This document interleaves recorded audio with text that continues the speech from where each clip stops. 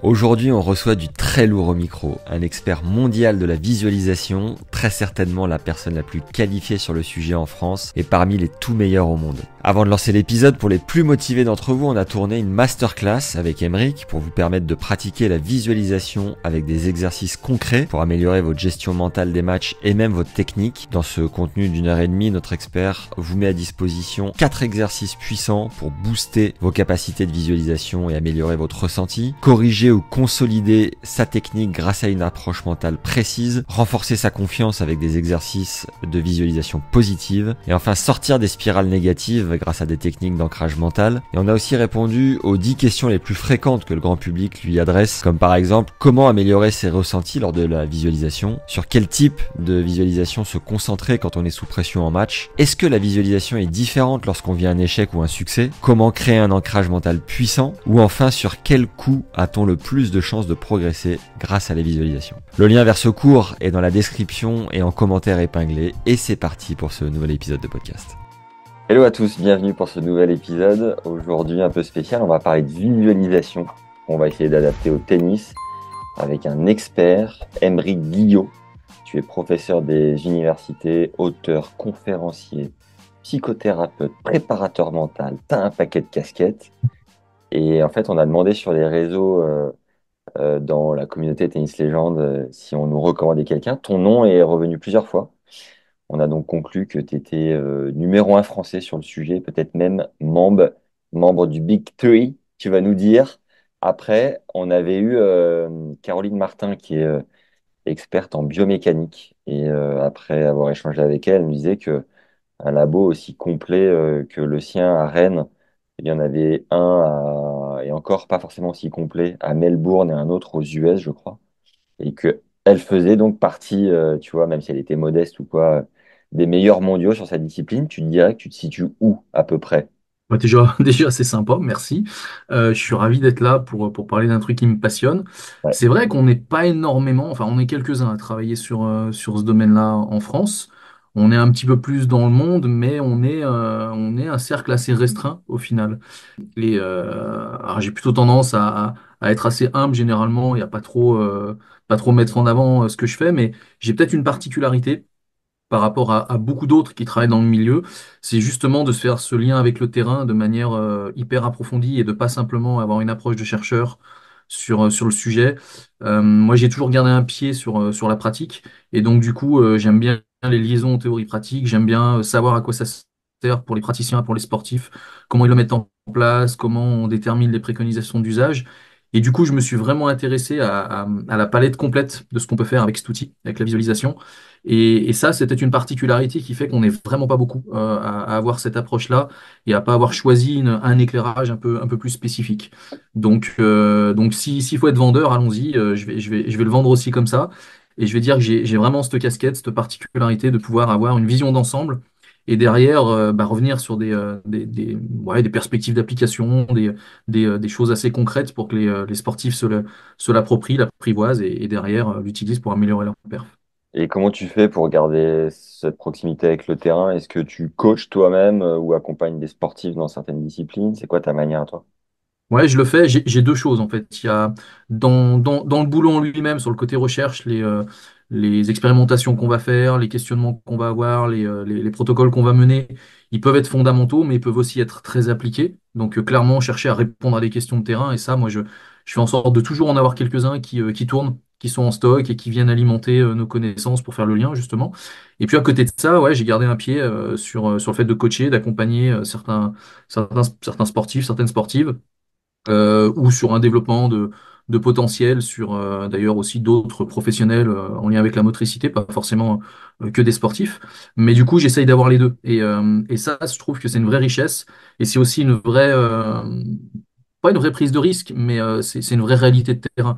Et tu vois tout de suite les liaisons et les décalages entre la théorie et la pratique, la manière de le mettre en œuvre et ce que la réalité du quotidien des sportifs te ramène pour pouvoir ajuster le travail et pour pouvoir trouver finalement les bonnes manières de travailler entre ce que disent les chercheurs d'un côté et ce que disent les praticiens de l'autre. Donc ouais, j'essaye d'avoir cette double casquette en fait. Bon, on va essayer de déjà savoir ce qu'est la visualisation, de comprendre ce que ça peut nous apporter dans notre jeu, dans le jeu des champions. de peut-être se transposer ou pas d'ailleurs. Et ce que je trouve hyper intéressant, c'est que tu as du coup la casquette préparateur mental et expert en visualisation. Pourquoi t'être niché dans cet angle-là? Et du coup, est-ce que tu peux en profiter pour nous expliquer ce que c'est un peu plus en Ouais. détail? Alors pourquoi j'ai niché dans cet angle-là? Au départ, j'ai eu une envie d'aller dans la direction du mental. Le mental m'a très vite intéressé. On avait un peu plus de connaissances sur le domaine physique. C'était un peu plus abstrait, un peu plus obscur ce qui se passait dans la tête des sportifs, des sportifs. Voilà, j'ai eu assez vite l'envie de partir dans cette direction-là. Et après avoir lu quelques articles qui tournaient autour de l'imagerie, j'ai beaucoup aimé ce concept-là. Et je me suis dit, tiens, ça pourrait être sympa. J'ai commencé à creuser. Et je me suis rendu compte d'un truc que j'adore mettre en avant maintenant, c'est que ça reste un outil, au même titre que plein d'autres approches, hein. Je ne dis pas qu'il est mieux ou moins bien que d'autres outils, mais ça reste un outil. Et cet outil-là, il a quand même une particularité, c'est d'être transversal. C'est-à-dire qu'en fait, tu vas le retrouver dans plein d'autres approches. Quand tu fais de la relaxation, de la sophrologie, de l'hypnose, t'as une part de visualisation, on va revenir sur ce que c'est. Et puis, tu peux aussi le travailler de manière spécifique et faire des entraînements vraiment spécifiques de visualisation. Et finalement, je me suis assez vite focalisé sur cet outil-là, à la fois par sa richesse et sa transversalité. Je trouvais qu'il était incontournable, en quelque sorte. Et derrière, j'ai pris un vrai kiff à l'étudier, à le mettre en place, à le tester, à l'expérimenter. Et c'est vrai que du coup, je suis devenu vraiment expert de cet outil en particulier. Après, j'ai été me former à plein d'autres outils pour avoir l'éclairage complémentaire et voilà, et trouver les nuances, mais ça reste vraiment le cœur, ouais, à la fois de mon enseignement, de ma recherche et même de mon accompagnement. Donc c'est vraiment ouais, c'est une niche, hein, c'est le bon terme. Et Et puis alors, qu'est-ce que c'est? ouais, Ouais, voilà. ouais, Tu as employé le terme d'imagerie mentale. Est-ce ouais. que c'est ça la visualisation? Et si oui, ou alors est-ce que c'est quelque chose d'autre? C'est synonyme, hein, globalement, on peut toujours trouver des petites nuances, mais imagerie mentale, imagerie motrice, visualisation, ça va renvoyer globalement à la même chose. Alors l'imagerie mentale, ça, c'est pas simplement dans le cadre de la motricité. Quand on est dans la motricité, je parle un peu plus d'imagerie motrice. Et en fait, le pendant de l'imagerie motrice, qui est un terme qu'on utilise peut-être plus d'un point de vue scientifique, même s'il est très, très vulgarisé, très utilisé, je pense un langage un peu plus de terrain, c'est la visualisation. C'est Ok. la même chose, du coup, pour moi, hein, ça va être le fait de se représenter mentalement un mouvement ou une séquence de mouvements, mais sans que ça débouche sur l'exécution. Donc on la vit mentalement, on l'évoque, on la simule mentalement, et le fait de la vivre mentalement à travers toutes les modalités sensorielles, hein, Ouais. contrairement à ce qu'indique le nom, imagerie, il y a image, et visualisation, il y a visuel. Mais en fait, on utilise bien tous nos sens, on les combine. Et ben, on vient simuler, se représenter mentalement une situation, un enchaînement, un- un- une séquence d'actions. Et on va travailler sur cette séquence d'actions-là avec plein de perspectives d'application. On aura sûrement l'occasion d'y revenir dans l'entretien. Mais on va pouvoir travailler, aller chercher des effets directs, des effets indirects sur la performance, enfin avoir des trucs très complémentaires et très différents qui vont appeler d'ailleurs des formes de travail très différentes. Et donc du coup, je me suis vraiment intéressé à ça. Et puis il y a une autre particularité dans cet outil-là. Donc j'utiliserai certainement imagerie motrice ou visualisation, hein, de manière complètement équivalente Ouais. dans notre échange, mais il y a un truc qui est assez simple à comprendre et qui montre que finalement c'est un outil hyper transversal, c'est qu'on l'utilise tous les jours, à de multiples reprises, pour plein de raisons différentes, pour se remémorer quelque chose qu'on a vécu, simplement par plaisir ou parce qu'on a envie de travailler dessus ou de le relater, se projeter mentalement sur ce qu'on va faire. Observer quelque chose et amorcer derrière une représentation pour comparer, pour imiter, etc. Donc en fait, on a plein d'occasions où intuitivement, indépendamment de toute forme de travail protocolarisé, standardisé et spécifique, en fait, on le fait intuitivement.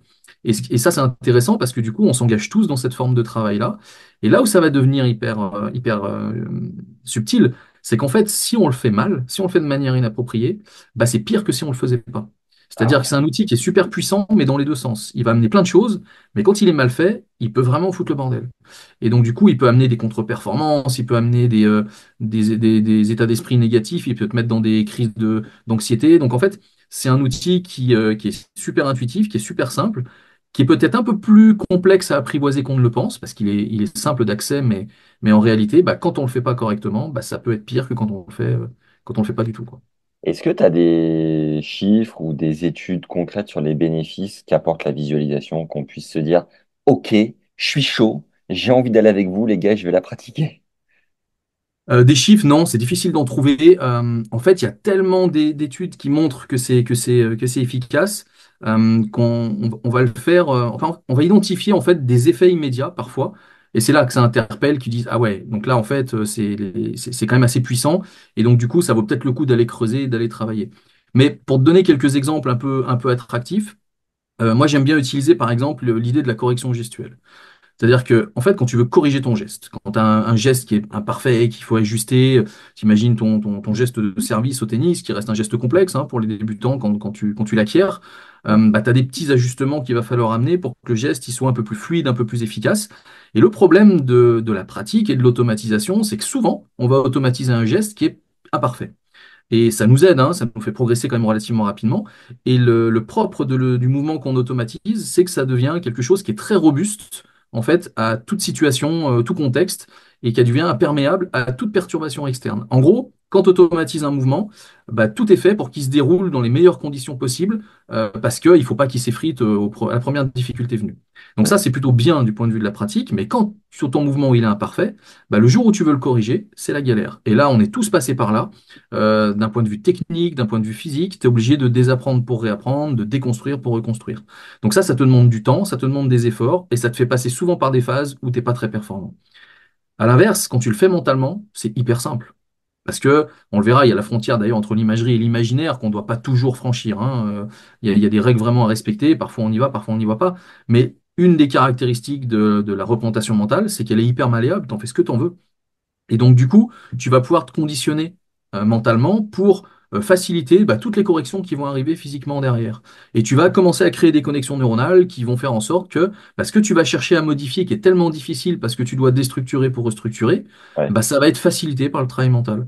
Et donc, on a des exemples de protocoles, de situations où parfois tu mets l'exercice en place et tu arrives à corriger ton geste de manière beaucoup plus rapide et beaucoup plus efficace grâce à simplement le fait de le simuler mentalement pour pouvoir l'exécuter par la suite. Voilà, ça c'est un exemple où on a un effet qui est vraiment marqué.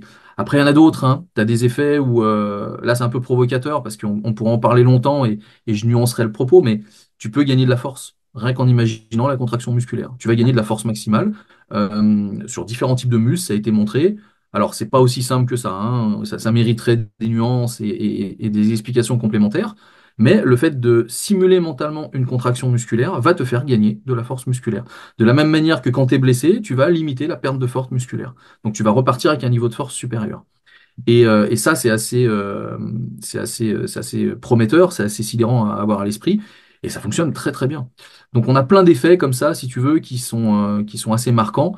Et quand on commence à travailler à ressentir ces effets-là, bah derrière, on est sur les rails du truc, on est sur l'autoroute de l'entraînement mental, et on n'a plus envie d'en sortir, quoi. Est-ce que dans ton expérience, tu as bossé avec des joueurs de tennis? Et deuxième partie de question, est-ce que tu sais si les meilleurs, on va dire, font appel à la visualisation? Est-ce qu'ils la pratiquent particulièrement? Alors ouais, j'ai fait pas mal d'études en tennis. On a travaillé en tennis déjà sur des protocoles spécifiques avec la Ligue du Lyonnais, avec voilà, des jeunes sportifs essentiellement de bon niveau. Ça m'est arrivé de travailler un peu plus individuellement avec des joueuses et joueurs. Et j'aurais pu avoir l'occasion assez récemment, j'avais été contacté par des top joueurs qui sont sur le circuit et voilà, qui étaient intéressés. Finalement, ça s'est pas fait pour des raisons que j'ignore en réalité, hein. C'était simplement une prise de contact et puis c'est pas forcément aller plus loin. Ok. Maintenant, ça reste une activité qui est assez demandeuse et qui est hyper propice à un travail de ce type-là. Donc très clairement, quand on vient sur le top joueur, il y en a plein qui l'utilisent, hein. Je trouve que vraiment le meilleur ambassadeur du travail mental de manière générale et pour rester dans l'actuel, c'est Djokovic. C'est un excellent ambassadeur qui a plusieurs fois affirmé utiliser la visualisation, pas que, hein, aussi la pleine conscience, méditation de pleine conscience et les travaux de ce type-là. Mais très très régulièrement, il exprime l'importance de la préparation mentale, de la dimension mentale. Euh, Nadal l'a fait aussi, Federer l'a fait aussi, si on prend vraiment les très grands. Donc il y en a vraiment un paquet qui l'ont affirmé. Djokovic, il y a carrément des anecdotes qui sont alors, je dirais dans mon domaine assez connues par rapport au mental, mais Balance, balance, Émeric, t'es là ouais, je pour ça. balance. Il y en a une, moi, que j'utilise énormément sur une technique qui est très simple, qu'on utilise souvent pour permettre à une personne, ce que j'appelle un petit outil refuge, de surmonter une difficulté lorsqu'il est en situation. C'est un petit outil que tu utilises, c'est pas un petit coup de booster en quelque sorte. C'est la technique du switch. Et la technique du switch, elle peut faire appel à de l'imagerie, à la représentation mentale. Le switch, c'est quoi? C'est quand tu es confronté à quelque chose de négatif, une pensée, une image, une sensation, bah, tu switches immédiatement sur quelque chose de positif. Donc c'est quelque chose que tu as pu préparer d'un point de vue de manière un peu scolaire au départ, mais en fait tu vas t'éduquer à remplacer le négatif par le positif. On est bien d'accord qu'avec ça, tu ne résous pas des problèmes de fond, hein. Ça reste un petit outil refuge sur le moment qui te permet de sortir un peu la tête de l'eau et surmonter une difficulté. Et je trouve qu'un des meilleurs exemples de ce qu'est ou de ce que devrait être le Switch, c'est Djokovic lors de la finale contre Federer en 2019. Finale D'accord. fabuleuse, je pense que tout le monde la connaît, Wimbledon. Ouais. Ouais. Wimbledon. Qui sont Donc les c'est, je crois, Val-de-Marne? ça reste toujours la plus grande finale la plus longue hein, de l'histoire, je crois, Wimbledon, où il gagne le super tie-break du cinquième set. Et en fait, moi, j'avais vu la fin de la finale et j'avais été assez surpris, assez sidéré, même, on peut le dire, sur l'engouement qu'il y avait. Alors, c'était le temple de Federer encore à l'époque, hein, même s'il commençait à y avoir une petit passage de témoins. Et donc, le stade entier, mais entier, était acquis à la cause de Federer face à un joueur qui souffre un peu du syndrome du mal-aimé, qui l'utilise, hein, qui en profite bien, puis parfois qui dégoupille à cause de ça. Et là, en l'occurrence, je me souviens sur le dernier set, c'était hallucinant l'ambiance qu'il y avait, et tu avais le stade qui hurlait, mais à tous les points. Mais double faute de Djokovic, le stade entier se lève, c'est là-haut là, ça applaudit pendant 1 minute 30, enfin c'était limite de la provoque. Ouais. Et là, le gars reste impassible, il pète pas du tout un câble, il dit rien. Et il déroule, il déroule, il déroule, il finit par gagner. Et je me souviens à l'issue de la finale, il a interrogé et il explique qu'en fait, il avait mis en place une sorte de filtre qui correspond exactement au switch, c'est-à-dire que à chaque fois qu'il entendait les Roger Roger dans le stade, en fait, lui, il avait filtré, il entendait Novak. Et finalement, le stade qui d'habitude l'agace quand il est complètement acquis à la cause de l'autre, bah, le galvanisait, le surmotivait. Il a même dit, je crois, à un moment donné, je vois pas comment je pourrais perdre cette finale-là. C'est impossible que je la perde. Alors, ça reste des déclarations d'intention, on est d'accord, hein, dans quelle mesure ça contribue à la victoire, c'est difficile de l'évaluer, mais c'est exactement ça, le switch. C'est-à-dire que c'est exactement l'état d'esprit, le travail mental qu'il a réussi à appliquer, le filtre qu'il a réussi à poser, et qui lui a permis de conjurer, entre guillemets, la difficulté et de surmonter la difficulté. Et lorsque Nadal répond aux questions sur la préparation mentale, il dit toujours qu'il n'en a jamais trop fait, que pour lui, la meilleure prépa mentale, c'est l'investissement physique au quotidien, dans ses entraînements, les échanges avec les coachs, mais pas forcément prendre un temps avec un préparateur dédié. Où est-ce que tu as vu passer qu'il pratiquait la visualisation? En fait, il la pratique de manière intégrée. Et c'est vrai que c'est une forme de travail qu'on préconise énormément. On fait pas que du dissocié, on fait pas que des séances spécifiques de travail mental. Et là, pour le coup, c'est vraiment quelqu'un qui met en avant le côté discipline, discipline de travail, investissement, régularité, travail physique, etc. Ça, on peut pas lui enlever. Et je pense qu'il a construit il a construit sa carrière et sa personnalité là-dessus. Mais il a une discipline mentale qui est hallucinante. Il a un souci, par exemple, de représentativité sur le comportement qu'il va avoir, quelles que soient les situations qu'il vit. Il l'évoquait encore récemment, comme quoi il ne pouvait pas se permettre d'avoir des débordements parce que bah, les jeunes s'identifient à lui et qu'il estime devoir incarner ce rôle-là. En fait, je trouve que c'est la dimension mentale, il l'a pleinement intégrée et elle est quelque part bah, routinière, assez intuitive et assez cachée. Alors du coup, qu'est-ce que ça lui fait dire? Bah oui, il va pas mettre en place des séances spécifiques avec alors après ça se discute, mais avec des personnes spécifiques qui vont l'entourer et où il va avoir l'impression de ne faire que du mental. En fait, il va faire du mental bah, associé au physique, associé aux techniques, et finalement, comme il donne une forme de prédominance et un intérêt vraiment important, et que certainement c'est aussi quelque chose qui le rassure d'avoir ce rapport aux sensations et au corps, bah, c'est vrai que c'est systématiquement ça qui va me mettre en avant. Mais en réalité, le mental, il est hyper présent derrière. C'est quelqu'un qui est assez impressionnant. Il a une force mentale qui est assez impressionnante, ce joueur-là. C'est un exemple par rapport à ça.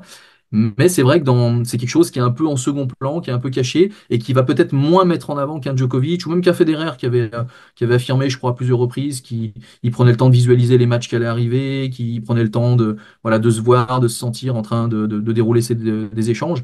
C'est vrai que Nadal a moins ce discours-là. Mais par contre, quand tu le regardes et que tu analyses un peu son fonctionnement, en fait, ça fait partie totalement des facteurs et des vecteurs de performance. Juste pour qu'on comprenne bien, la visualisation, c'est un segment, c'est des outils qui viennent s'intégrer dans une démarche de prépa mentale un peu plus globale, c'est ça? Ouais, c'est ça, c'est exactement ça. Ça fait partie des outils, fait partie d'un package que Ouais. tu peux avoir et que tu vas mettre au service, alors, soit de la performance, Ça, par exemple, en fait, moi, j'envisage quatre domaines d'application du travail par imagerie. Tu vas avoir tout ce qui concerne, et c'est peut-être celui qui est le plus connu, l'individu, c'est le joueur ou la joueuse. C'est-à-dire qu'en fait, tu vas utiliser le travail mental pour le mettre dans les meilleures dispositions mentales possibles. Donc là, tu vas travailler sur de la confiance, de la motivation, de l'anxiété, les doutes, les croyances, les émotions, tout ce qui concerne la personne. Ce qui fait qu'en fait, tu mets la personne dans les bonnes conditions, et si la personne est dans les bonnes conditions, alors elle est potentiellement performante. Donc c'est un effet indirect sur la performance. Et ça, c'est hyper connu. C'est peut-être la forme la plus dissociée du travail qu'on trouve, hein. C'est là qu'on fait le plus de séances spécifiques parce qu'on n'est pas forcément en lien tout le temps avec la pratique. Et ça, peut-être que c'est quelque chose qui fait assez peu Nadal pour le coup, parce que ça ressemblerait davantage à un travail purement mental. Et puis à côté de ça, tu vas avoir des effets beaucoup plus intégrés. Un effet plus intégré qui porte, par exemple, sur le perfectionnement technique ou l'apprentissage et la performance. Où là, ton objectif, c'est pas l'individu, c'est son geste, ou sa performance, ou sa qualité physique. Et donc, tu vas vraiment cibler le travail directement sur le comportement. Et là, tu vas faire un truc beaucoup plus intégré, c'est-à-dire que, bah, dès que tu sors d'un atelier, après un échange à l'entraînement, tu prends quelques secondes, tu revisualises, tu renforces, tu corriges, tu améliores, tu modifies. Et en fait, c'est presque comme si tu faisais un essai supplémentaire, sauf que c'est mental et que ça débouche pas sur l'exécution. Et ça devient complètement invisible, en fait, dans un entraînement. Et ça, c'est mon deuxième domaine, si tu veux. Le troisième, c'est celui qui serait plutôt de l'ordre de la tactique ou de la stratégie. Donc Ouais, là, ça pourrait être mettre au point des stratégies particulières face à un type de jeu particulier, c'est se conditionner mentalement à la réussite, c'est mettre en place différents scénarios possibles, différentes contextualisations, jouer sur la faculté d'adaptation en fonction de l'échange, parce qu'il y a quand même des incertitudes dans cette activité-là. Donc voilà, c'est le tactique ou technico-tactique, hein, un petit peu entre les deux. Et puis le quatrième, il est un peu à part, c'est la rééducation fonctionnelle. Donc là, c'est en cas de blessure. Euh, on pourrait parler de prophylaxie ou de prévention aussi, mais surtout en cas de blessure, bah, comment je fais en sorte de mieux récupérer et de minimiser les conséquences aggravantes de la blessure. Et avec ça, tu couvres finalement plein d'aspects complémentaires, mais qui sont différents. Et ce ok. que tu fais sur la confiance, c'est pas du tout la même chose que ce que tu feras sur le geste technique. Ouais. Et je pense que c'est là qu'on voit la particularité de Nadal, qui finalement va aller cibler juste certains éléments qui sont pleinement intégrés à son fonctionnement, mais qui par contre laissent de côté des séances pures où tu vas faire que du travail mental un peu plus axé sur la confiance ou la gestion émotionnelle, par exemple. On avait fait un épisode avec Steve Darcy, qui a été numéro un belge, 40e joueur mondial. Il m'avait dit contacte un gars qui s'appelle Eric Medaetz, Oui, euh, bien sûr, qui est je le connais décédé. très bien. Oui, il est décédé récemment, malheureusement. Ouais, Ouais, ouais, je le connais très très bien. Écoute, je suis allé le voir. Il m'a invité dans son école de sophrologie pour les 40 ans de son école de sophrologie pour faire une intervention, justement. ouais, ouais. On échangeait super régulièrement en Ah ouais. visio jusqu'à en début d'année et malheureusement, il a été emporté par la maladie. Mais passionné, passionné, Ouais, passionnant. Et si tu veux, on a trouvé un super échange parce que moi, au départ, j'ai quand même la casquette d'enseignant-chercheur et de théoricien. Lui, il était pleinement praticien. Et finalement, on se rendait compte qu'on disait la même chose, parfois pas toujours avec les mêmes termes, et on passait des heures à échanger, et il me disait, et ça, et voilà moi ce que je mets en place, voilà ce type d'exercice, et je disais, mais ça c'est génial, ça correspond exactement au truc qu'on fait, et c'était vraiment un passionné. Et effectivement, alors lui, il était à fond dans le tennis en plus, hein, il suivait ouais, énormément de joueurs et de joueuses. Il m'a partagé d'ailleurs une forme de travail qui n'est pas celle que j'utilisais spécifiquement et que je trouvais géniale et qui mettait en place avec ses joueurs, ses joueuses, où il faisait de l'imagerie coopérative. ok. Et en fait, il faisait faire aux joueurs une forme d'imagerie où il s'imaginait une séquence et en fait, il le faisait de manière collective, ce qui fait que tout le monde s'imaginait la même séquence et Ouais, il faisait une sorte de match de tennis de séquence. C'est-à-dire qu'il y en a un qui commençait un échange, puis l'autre qui l'enchaînait, et donc il devenait tenir compte de ce que l'un avait dit, etc. Et il faisait des formes de travail comme ça qui sont super sympas, super originales et qui se prêtent magnifiquement bien à un sport comme celui-là. et on a fait non seulement un épisode parce que Shark, le Steve Darcis, là, alias Shark, c'était son surnom sur le circuit, m'avait dit, moi j'ai été blessé régulièrement, j'ai fait appel à ce sophrologue, sage kiné, de base il est Oui, kiné, c'est ça. C'est et ça. spécialisé dans la visualisation aussi avec le temps. Steve m'a dit, j'ai énormément pratiqué la visualisation pour revenir de blessures. Et donc, Absolument. on Ouais. avait fait un épisode avec Eric, qui derrière nous avait fait une masterclass. Je précise qu'on en fera une ensemble aussi à l'issue de tous ces contenus. Et donc, Eric nous a transmis sa méthode, son approche pour revenir de blessures avec les connexions neuronales dont tu parlais tout à l'heure, un peu plus rapidement, en bossant les muscles tout en étant blessé, handicapé, paralysé, peu importe, et pouvoir revenir de manière un peu plus rapide. Et il nous a fait ce système de jeu aussi Ah, il vous l'a fait expérimenter? Ouais, Ah, je crois que c'est. ouais, il nous l'a fait Ouais. faire, on l'a enregistré sous format masterclass, ça a hyper bien marché. Donc c'était hyper cool. Alors tu m'as dit que on pouvait améliorer sa technique grâce à la visualisation, grâce aux connexions neuronales qu'on pouvait faire, mais moi j'ai une question un peu complémentaire, c'est est-ce qu'il y a un lien entre visualisation et subconscient? Et si oui ou non, ou pas du tout, tu peux quand même nous expliquer ce qu'est le subconscient, nous le redéfinir pour ceux qui savent pas Alors, forcément. subconscient, c'est une approche qui est pas forcément, qu'on utilise nous pas énormément. C'est pas un terme que j'utilise énormément. Ouais, En fait, il y a forcément des chevauchements, c'est-à-dire qu'en fait, tu vas avoir un système de représentation dans les deux cas. La différence, c'est que lorsque tu fais de la visualisation, tu t'engages dans une démarche qui est pleinement consciente de représentation de l'action. Alors que si tu laisses parler ton subconscient, il y en a d'autres qui parlent d'inconscient, il y en a qui n'aiment pas les deux, il y en a qui parlent d'infraconscient également. Quand tu laisses parler ces choses-là, ce sont des formes de représentation qui sont pas conscientes par définition, qui sont pas contrôlées consciemment. Et on pourrait même faire une extension avec le rêve, hein, pour prendre un exemple. D'ailleurs, j'ai une anecdote sur le rêve et le tennis.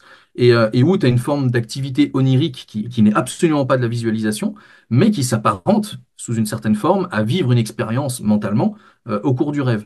Et donc finalement, tu as des chevauchements qui font qu'à un moment donné, ce que tu fais consciemment et mentalement quand tu fais de l'imagerie, ou ce que tu laisses dérouler de manière complètement implicite, qui serait drivé par le subconscient, ou ce que tu fais pendant le rêve, il y a forcément des choses qui sont similaires. Après, la différence, c'est que tout ce qu'on va faire en imagerie, ça relève d'une forme de stratégie mentale. C'est-à-dire qu'on va mettre en place volontairement un travail avec une cible, avec un objectif. Si on prend l'exemple de la rééducation et de la reprise de l'activité, si on travaille sur la douleur, par exemple, l'objectif, ça va être de réorienter l'attention et de saturer l'attention. Donc consciemment, on va mettre des processus, des exercices, des petites choses en place qui vont permettre de mentalement trouver des solutions pour que ça aille mieux ou pour qu'on soit plus performant. Alors que quand on le vit de manière un peu plus inconsciente, ou quand on laisse le subconscient fonctionner, ou quand on le rêve, bah, au final, on a un peu moins cette maîtrise des tenants et des aboutissants, hein. On s'imprègne de ce qu'on vit ou de ce qu'on subit, et il y a des conséquences qui peuvent être similaires, mais qui ne sont pas des conséquences contrôlées ou recherchées. et alors, Et ah, pardon, je t'ai pas fini, vas-y, vas-y. bah, je voulais revenir sur l'exemple du rêve. Ah yes, bah, Euh, j'allais t'envoyer là-dessus. Ouais, sur le tennis, parce que c'est un truc que je donne super souvent en cours, et j'aime bien en plus, parce que moi, je suis plus tout jeune quand je vois les étudiants, et je leur prends souvent l'exemple en disant que Yannick Noah, avant de faire la chanson, il faisait du tennis. Et quand il gagne Roland-Garros en 83, il a raconté, alors peut-être que c'est un peu exagéré, hein, ou surmédiatisé, mais il a raconté avoir rêvé de sa finale, la veille de sa finale contre Wilander, et il expliquait que bah, dans son rêve, il se faisait éclater, mais il se faisait allumer par Wilander. On a affaire à quelqu'un qui est très fort, hein, mentalement. Yannick Noah était quand même quelqu'un d'assez costaud. Et en fait, ce qu'il a réussi à mettre en place, c'est à trouver finalement, enfin, à pas rester sur ce sentiment d'avoir perdu sa finale avant même de l'avoir joué, alors même que c'est complètement inconscient, hein, puisque c'est dans l'activité du rêve, etc. Et donc, il a cherché à se dire, ok, bah, qu'est-ce que je peux faire si ça se passe comme ça? Et je refuse de laisser les choses se dérouler alors que je suis impuissant. Donc, je vais mettre en place des stratégies pour essayer de trouver des solutions si ça devait se passer comme ça. Donc, quelle mesure ça a contribué ou non à sa victoire, on ne saura jamais, hein, mais il y a plein d'autres facteurs qui peuvent expliquer aussi sa victoire. Mais c'est vrai que dans l'approche, dans l'esprit, c'est super intéressant. Et finalement, il a utilisé quelque chose qu'il a vécu de manière inconsciente pour se le réapproprier de manière consciente et mettre en place des stratégies. Et je prends souvent cet exemple-là, moi, pour expliquer dans quelle mesure on doit faire un travail d'imagerie positive, tout le temps, dans la très, très grande majorité des cas. Et ce travail d'imagerie positive, parfois, notamment avec les sportifs de haut niveau, il peut passer par je me projette sur des difficultés, pas sur de l'échec, hein, mais sur des difficultés, à partir du moment où je trouve les solutions alternatives. Et c'est exactement ce qu'il a fait, Noah. Quand il a rêvé de situations ou d'enchaînements, bon, je sais pas s'il a détaillé, moi j'ai pas eu accès à une activité un peu plus détaillée de ce qu'il ait pu rêver ou qu'il aurait relaté, mais s'il a imaginé des enchaînements, des situations, des mises en difficulté par son adversaire, mais qu'il a trouvé mentalement des solutions, des scénarios qui permettaient de surmonter ça, bah, et là, il a fait une forme d'imagerie positive globale qui vient surmonter la difficulté négative du départ. Et je prends souvent cet exemple-là parce qu'il est vraiment parlant.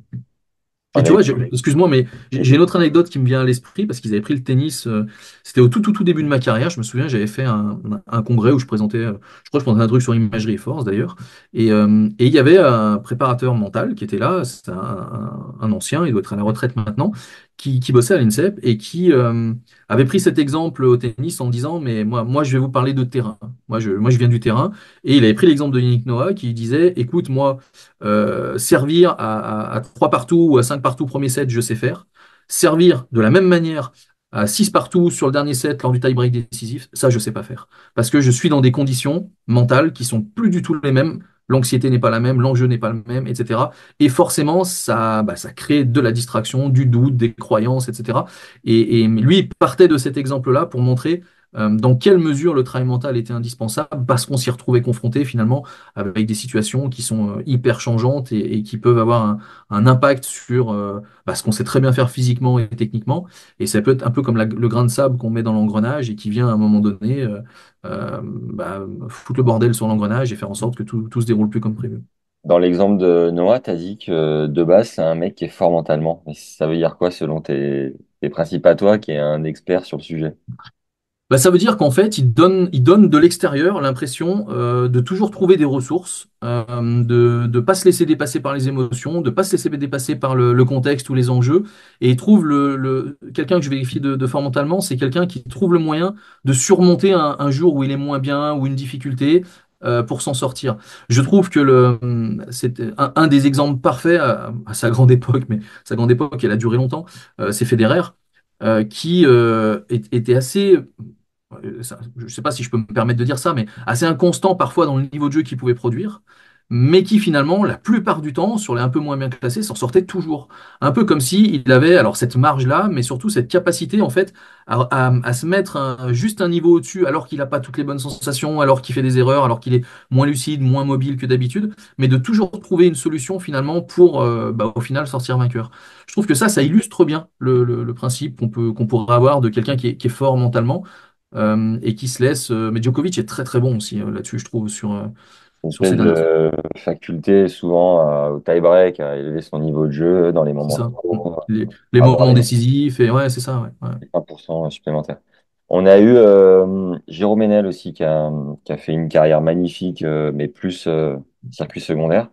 Et je crois que je t'avais partagé cette anecdote en off, mais en gros, c'est un Français qui a été top 100 à un moment donné, mais qui a toujours plafonné un peu circuit secondaire et qui, pour les deux événements marquants de sa carrière, tu vois, qui ont été joués un premier tour contre Agassi à Roland-Garros en, je sais plus, 4, je veux pas dire de bêtises, mais peut-être 99, ou n'importe quoi, parce que je crois qu'Agassi gagne Roland en 99. Je crois que c'est l'année où il gagne, ouais, effectivement. Donc Ouais. c'est certainement pas ça. Ça doit être plus tard. Bref, il chope Agassi premier tour de Roland et il se qualifie tableau final d'un ATP 250 à Metz, qui sont les deux vraiment pics de sa carrière, tu vois. Et à ce moment-là, il a tellement peur de se faire découper parce que c'est sur des cours qui sont exposés, des caméras, tout ce que Mm. tu veux, que dans le cas d'Agassi, il s'enferme 3 jours avant pour visualiser absolument tous les scénarios impossibles et inimaginables. Il m'a dit, mais je vais imaginer me prendre les pieds dans le tapis quand je rentre sur le central, tomber devant 15 000 personnes, avoir de la terre battue partout, Ouais, carrément.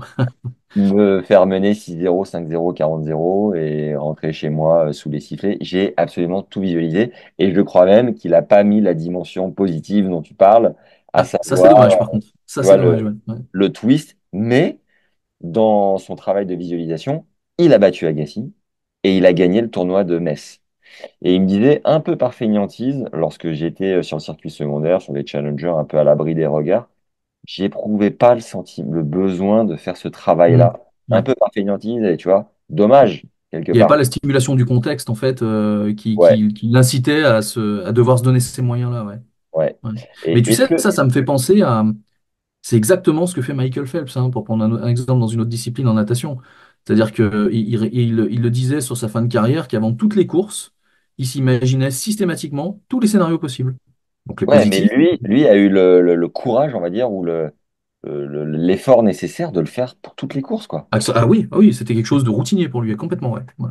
Et du coup, et pas uniquement au JO, quoi, tu vois. Et Hmm. ma question, c'est, bah, alors déjà, tu nous l'as dit dans les grandes lignes, si on est tenté de faire de la visualisation, d'avoir un scénario positif in fine pour avoir de la visualisation positive. Et si notre ami Jérôme Ménel s'était dit, je fais de la visualisation sur tous mes matchs, à quoi est-ce qu'il aurait pu prétendre, tu penses, comme résultat dans sa carrière, même si c'est dur de se projeter? Et comment faire, en fait, pour le commun des mortels, pour tous les passionnés qui écoutent, de se dire, OK, je veux bosser mentalement, je veux m'axer un peu sur la visualisation parce que je peux avoir des résultats concrets. Qu'est-ce qu'on peut aller chercher? Comment le faire? Essayer de transposer un Ouais, peu en fait, Jérôme. en fait, en réalité, c'est assez simple à utiliser, Ouais, mais il faut une forme de discipline. OK, Il faut avoir ce que j'appelle des règles de pratique. Il y a des règles de pratique à avoir, il y a des préconisations d'usage à avoir, et ces règles-là ne seront pas les mêmes en fonction des quatre domaines que je t'ai cités tout à l'heure, justement. Ce qui est vraiment important, en tout cas, moi, c'est l'approche que j'ai, c'est, dans un premier temps, c'est de développer ce que je vais appeler les fondamentaux, les bases. OK, Développer les bases, indépendamment de l'objectif, c'est s'approprier la manière de faire. Qu'est-ce que c'est que l'imagerie? Pourquoi ça fonctionne? Comment est-ce qu'on peut faire? Les différentes formes de visualisation qui existent, comment on les combine, les forces, les faiblesses qu'on peut avoir, et puis rééquilibrer un peu quand on a des lacunes ou des faiblesses dans une forme d'imagerie par rapport aux autres. Et ça, c'est important de passer par cette étape-là, où finalement, il n'y a pas trop d'objectifs autres que découvrir dans un premier temps. Parce que du coup, une fois que tu as ça, tu as vraiment le ciment de base. Et le ciment de base, il te permet derrière, dans les protocoles qu'on va envisager, d'être beaucoup plus à l'aise et de mieux juxtaposer finalement chaque pierre pour monter ton mur. Et tu sais, on parlait tout à l'heure de l'exemple sur le protocole sur la correction gestuelle, on évoquait ce cas-là au début de l'entretien. Si tu fais pas un travail sur les fondamentaux à la base, bah, ce protocole-là, il te met en difficulté parce que tu vas faire plein d'allers-retours entre le fait de te voir de l'extérieur, un peu comme tu étais spectateur de ton propre mouvement, et le fait de le vivre de l'intérieur pour t'imprégner de la correction gestuelle. Et tu vas faire plein d'allers-retours. C'est ça qui va donner la force au protocole. Mais du coup, si tu sais pas faire ça correctement, bah, le protocole, il te met en difficulté. Donc moi, la première phase, ce sera toujours de développer les bases et les fondamentaux. Et dans un deuxième temps, on va décliner les différents domaines d'application, les quatre pistes que j'ai évoquées tout à l'heure. Et là, on va commencer à mettre en place des protocoles. Si je prends un exemple dans le domaine du perfectionnement technique, on va simplement commencer à jouer sur la proximité, mouvement réel, mouvement imaginé. Donc tu vas, sur certains ateliers, commencer à imaginer ce que tu viens juste de faire dans le but de renforcer, de faciliter l'acquisition, de maîtriser un petit peu mieux. Puis progressivement, tu vas le contextualiser à différentes situations. Tu vas éventuellement mettre en place le protocole de correction quand c'est nécessaire. Tu vas être attentif à la temporalité de ton geste. Enfin, voilà, on va rajouter au fur et à mesure différents éléments et on va faire ça dans chaque domaine d'application de manière à avoir une sorte de trajectoire de travail qui va te mettre dans les meilleures dispositions pour deux choses. Premièrement, éviter tous les effets pervers que j'ai mentionnés tout à l'heure si tu le fais mal. Donc te protéger, je te prends un exemple après là-dessus, et te garantir ou te mettre dans les meilleures dispositions possibles pour que ce soit efficace. mm, Mais je te prends un exemple d'effet pervers pour bien comprendre, c'est que si par exemple tu laisses un joueur le soir s'imaginer une séquence de jeu, un enchaînement service volé ou une séquence simplement d'échange au cours d'un match, et tu le laisses faire. Il y a de fortes chances que pour le faire correctement, il ralentisse un petit peu son geste ou qu'au contraire, il s'imagine aller un peu plus vite, etc. Donc, il y a de fortes chances qu'il ne donne pas d'importance à la temporalité de son geste.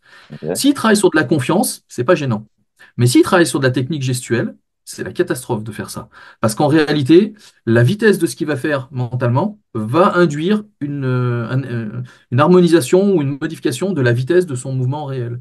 Mais sans qu'il s'en rende compte. C'est-à-dire que s'il s'imagine au ralenti tous les soirs, et ça va pas attendre 10 ans pour faire ça, bah, très rapidement, en fait, il va ralentir sa vitesse de déplacement ou sa vitesse d'exécution. Et ça, c'est contre-performant, directement. Donc en fait, si t'éveilles pas sa sensibilité et l'importance de maîtriser la temporalité de son geste quand tu travailles sur la perf, bah tu le laisses aller droit dans le mur, quoi. ouais. Et concrètement, j'ai mon chien qui gratte pour monter sur la chaise. Concrètement, dans le cas de la gestion de stress, par exemple, où tu sais, il y a toujours une différence de niveau entre l'entraînement et le match, Ouais. parce qu'il y a Mm. une tension, tout ça. Après quoi, une bonne routine de visualisation, tu dirais, pour appréhender ce genre de cas de figure? Est-ce que fermer les yeux 20 minutes tous les jours en s'imaginant au bord d'une plage? Qu'est-ce qu'il faut faire? Comment faut le faire? Alors, pour te donner un petit exemple qui fonctionne pas mal, où tu mélanges différentes techniques, Moi, j'aime bien, par exemple, sur une fin d'entraînement, dans un premier temps, prendre, alors ça peut être 5, 10, 15 minutes, c'est très variable pour ce type de pratique-là, prendre un petit moment pour revivre mentalement des choses qui ont bien fonctionné. Un peu comme si tu voulais te convaincre, conscientiser, laisser diffuser à l'intérieur de toi des choses qui ont bien fonctionné et apprivoiser ces ressources-là. Et progressivement, tu vas, à l'intérieur de ce travail-là, amener la personne à réappliquer ça sur les situations de match. Donc tu vas, alors tu peux le guider ça ou tu peux le laisser faire seul, mais tu vas faire un petit pont vers le futur, une petite futurisation, c'est-à-dire que tu vas lui demander dans un premier temps de se réimprégner de ce qui a bien fonctionné pour l'avoir bien à l'esprit, et derrière tu vas lui demander de se projeter, le refaire en match. C'est une forme de visualisation positive. C'est une base de travail hyper simple, mais qui effectivement on va mettre en place de manière routinière pour se mettre dans de bonnes dispositions. Et après, avec ça, tu vas façonner les routines de préparation. Tu vas peut-être utiliser des ancrages, des petites liaisons corps-esprit, petits outils que tu vas déclencher au moment où tu en as besoin pour te donner un petit boost de confiance. Tu vois, tu vas agrémenter comme ça la préparation avec plusieurs petits outils, de manière à ce que tu sois dans les meilleures dispositions mentales, les plus positives, les plus propices à ce que ta performance soit bonne. Et en fait, tu te mets sur une sorte d'autoroute de la performance. Alors, on est conscient, on est bien au clair que ça suffit pas, hein, c'est pas aussi simple que ça de s'imaginer réussir pour réussir, il y a d'autres facteurs qui rentrent en ligne de compte. Mais en tout cas, tu te mets dans les meilleures dispositions de ce point de vue-là pour chasser les doutes, diminuer les croyances limitantes, diminuer l'anxiété et te mettre dans des conditions qui sont propices à la réalisation de l'exercice. Et cet exemple-là de routine, que tu peux compléter avec un petit travail le soir chez toi, de projection. Enfin, voilà, il y a plein de petites choses que tu peux faire, mais ce terrain-là, pour moi, je le vois de la manière suivante, c'est que tu vas développer les outils, un peu comme les fondamentaux dans un premier temps. Comme ça, les outils sont disponibles. Et ensuite, tu vas avoir deux cas de figure. Tout va bien. Et donc, l'idée, c'est de renforcer le sentiment de confiance, de visualisation positive, de projection et de préparation, de conditionnement. J'aime bien le terme de conditionnement, moi. Et puis, quand ça va un peu moins bien, tu rumines. T'as foiré complètement t'es sur une phase où t'es pas bien, t'as foiré une compète, voilà, il y a des choses qui te reviennent, des images qui te reviennent. Là, tu vas être obligé de transformer ou de recadrer. C'est un petit peu plus compliqué, ça nécessite des protocoles un petit peu plus établis qui vont te permettre de sortir de ce qui est négatif et de repartir sur des bases saines. Et moi, j'aime bien envisager le travail sur la confiance comme ça, ou l'anxiété. Tu as des bases où tout va bien, et là, tu renforces, tu déroules, tu déclines, et tu renforces en fait le fonctionnement qui est positif. Ou une base où finalement c'est un peu moins solide, bah là, tu vas recadrer pour revenir en fait là où tout est vert et de préparer correctement la performance. J'entendais une athlète sur un podcast dire, moi je me transpose, je me visualise la difficulté. On était sur un truc vraiment hardcore, hein, tu vois, du triathlon, plus de 11 heures d'effort, avec un passage dans des températures extrêmes. Elle dit, voilà, je sais que mon corps va vraiment souffrir, que mon mental va souffrir. Oui, je prends un peu de plaisir là-dedans, heureusement, hein, parce qu'elle ne le ferait pas sinon. C'est Mais clair. de pratiquer la visualisation en anticipant la galère, le pire, Ouais. faisait que un homme, ou dans ce cas-là, une femme avertie, en valait deux. Alors oui, Pourquoi et oui, comment? à condition qu'elle reste pas dans. Moi, j'aime bien la métaphore du sable mouvant. Si elle s'imagine dans le sable mouvant, faut pas qu'elle s'enfonce. Donc, si elle s'imagine dans la galère ou dans le pire des scénarios, il faut toujours qu'il y ait l'issue positive, idéalement. Ok. Sinon, il y a le risque de rester embourbé dans ce sable mouvant-là. Et Tu alors, vois? qu'est-ce qui fait dans la tête, dans les connexions neuronales, que anticiper le pire, donc on va dire au tennis, tu vois, une situation où voilà, tu joues petit bras, t'es mené 1-7, un break, t'arrives pas à te lâcher, il n'y a rien qui va, et en plus tu fais des fautes directes, dès que tu essayes de te lâcher, qu'est-ce qui fait que d'avoir anticipé ce scénario, avec le fait de pas couler totalement dans les sables mouvants, fait que grâce à ça, grâce à la visualisation d'avoir Bah, anticipé en ce fait, quand scénario-là, on va tu, s'en sortir. quand tu commences à être dans le mal, bah, ça se répercute par des erreurs de lucidité, des erreurs de contrôle du mouvement, ce qui fait que là, tu commences à faire beaucoup plus de fautes, à moins maîtriser ton geste, à être plus tendu ou être trop relâché. Tu vois, tu déplaces un peu le curseur sur justement là où il doit être, qui est vraiment la zone de performance. Et parfois, le déplacer juste un tout petit peu à droite ou à gauche, bah, ça fait que ça devient bah, la balle est trop longue, la balle est trop courte, et du coup, ton coup est pas suffisamment, pas suffisamment en difficulté, ou au contraire, il sort un peu plus. Et là où le travail mental va agir, c'est qu'en fait, il va permettre peut-être un peu plus facilement au curseur de revenir au bon endroit ou de se maintenir au bon endroit. Et donc, du coup, il va prévenir ou te prémunir un petit peu de ces zones où tu commences à être moins lucide, à prendre la moins bonne décision, à être un peu moins réactif. C'est un peu comme si tu laissais le pilote automatique s'installer un peu plus. et qu'il était plus robuste. Et donc, du coup, ça te permet d'être un peu mieux conditionné, un peu mieux préparé et de laisser un petit peu plus dérouler le truc. Tout à l'heure, quand tu nous parlais du service à 5-5 ou 6-6 au dernier set, qui est hyper compliqué, la raquette, elle pèse 3 tonnes, la pression, tout ça. Mm. Comment est-ce que simuler la pression grâce à la visualisation peut permettre de mieux servir à ce moment-là? On parle du service, mais c'est valable pour absolument tous les coups, le déplacement, tout ce qu'on veut. Ouais, ouais. En fait, c'est toujours pareil. Il y a toujours les deux aspects. C'est-à-dire que tu as une partie du travail qui va être de devoir, entre guillemets, faire abstraction du contexte et faire de l'imagerie positive. C'est-à-dire que tu t'imagines servir à 6-6 de la même manière qu'à 2-2, avec le même relâchement, etc., et la même efficacité. Et tu visualises vraiment, à travers tous tes sens, la séquence réussie. Et quand à un moment donné, tu as besoin de cristalliser un peu plus le fait que bah, il y a plus d'enjeux, qu'il y a des risques, que la raquette elle est plus lourde, que tu commences à cogiter, etc. C'est un peu comme quand tu envisages les cas de figure qui sont difficiles. Bah, dans ces cas-là, tu peux te permettre de l'envisager, mais tu dois trouver, OK, qu'est-ce qui peut me permettre finalement de retrouver mon geste délié alors que j'ai la sensation que la raquette est beaucoup plus lourde. Et en fait, tu vas moduler, tu vas transformer un petit peu et tu vas trouver une solution, soit qui va venir anéantir, entre guillemets, la sensation perçue ou voilà, l'image que tu peux avoir, soit qui va permettre de composer avec et de trouver une alternative positive. Tu sais, tu parlais des triathlètes, ça me faisait penser à s'imaginer la galère, par exemple. Et là, tu as des variétés interindividuelles, hein. Mais tu peux très bien t'imaginer dans une situation très difficile, comme dans une activité de très longue durée, ou dans une situation hyper anxiogène comme ça, où le match se joue, voilà, le tournoi est en train de se jouer sur ton dernier service, entre guillemets. Soit tu as ta balle de match, soit tu cherches à la sauver. Et en fait, d'imaginer ces situations-là, tu as plusieurs manières de faire. Et c'est là que c'est assez puissant, c'est qu'il y a plein de manières de faire différentes qui pourraient t'amener au bon point. T'en as qui vont te dire, moi j'ai besoin de dédramatiser cette situation-là. Donc je vais avoir besoin de m'imaginer que c'est simple et que finalement c'est facile, même si c'est pas la réalité. J'ai besoin finalement de dédiaboliser le truc et de prendre du recul et de faire comme si c'était un autre point qui était classique. C'est une stratégie. Il y en a d'autres qui vont dire, non, moi c'est pas réaliste. Je sais que c'est pas le cas. Donc j'ai besoin d'être dans de l'adversité, d'être dans la difficulté. C'est comme quelqu'un qui est sous une barre qui fait son 100% ou son max, enfin son max du coup au coucher. Il y en a un qui va devoir s'imaginer passer la barre facilement parce que voilà, il veut avoir une image de confiance. Puis l'autre qui va dire non, moi je vais en chier, je sais que je vais galérer, qu'elle va monter à 0,3 mètres par seconde, que chaque centimètre, ça va être une guerre, et j'ai besoin d'imaginer ça. Mais par contre, je m'imagine la réussir.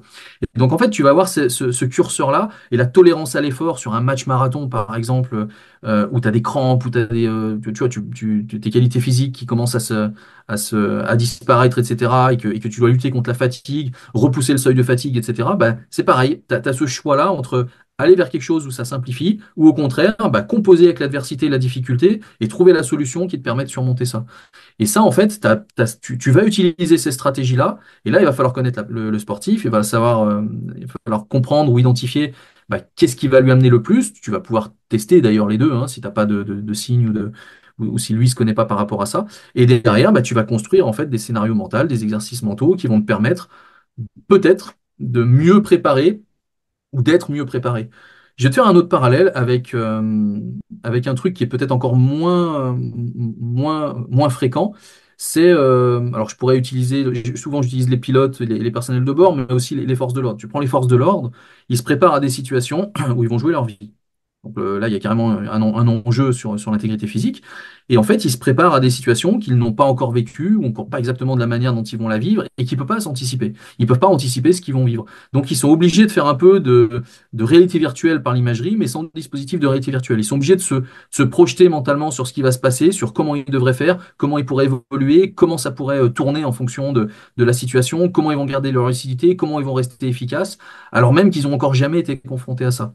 Et ils sont malgré tout obligés de le faire et ils vont trouver des stratégies qui seront parfois différentes, hein. Certains sera plus facile, d'autres ils seront dans la difficulté. Mais il va falloir trouver ça, ils appellent ça la pédagogie du drill. Il va falloir trouver ça pour bah, se projeter, simuler. Et cette simulation-là, elle va avoir pour effet de les préparer, les préparer, les préparer, faire en sorte que si et quand ils se retrouvent en situation, bah, ils soient le moins déstabilisés possible, ils restent le plus performants possible et que ça déroule le plus automatiquement possible. Et il y a un gars je crois que c'était un gars du Raid qui me disait un jour, et j'ai adoré cette phrase-là, nous, on a le droit d'être confronté à l'imprévisible parce que par définition, on ne peut pas le prévoir. Par contre, si je suis confronté à l'imprévu, c'est que je me suis mal préparé. J'ai pas le droit de faire face à l'imprévu. Et finalement, dans le cadre d'une compétition, on pourrait penser que ne pas vouloir se préparer à une situation ou ne pas trop vouloir jouer sa finale avant l'heure, etc., pour se préserver, c'est une forme de prudence, mais c'est pas une forme de prudence qui prépare à la victoire. Donc c'est plus intéressant certainement d'aller chercher des situations où on se met en difficulté, d'autres situations où on réussit bien, mais où à chaque fois on va trouver les solutions qui vont nous conditionner mentalement à être performants dans ces situations-là. Bah, allons-y si tu veux bien. Je suis en finale, admettons, dimanche. On va pas aller chercher trop loin tout de suite. Un tournoi limité à mon classement, tu vois.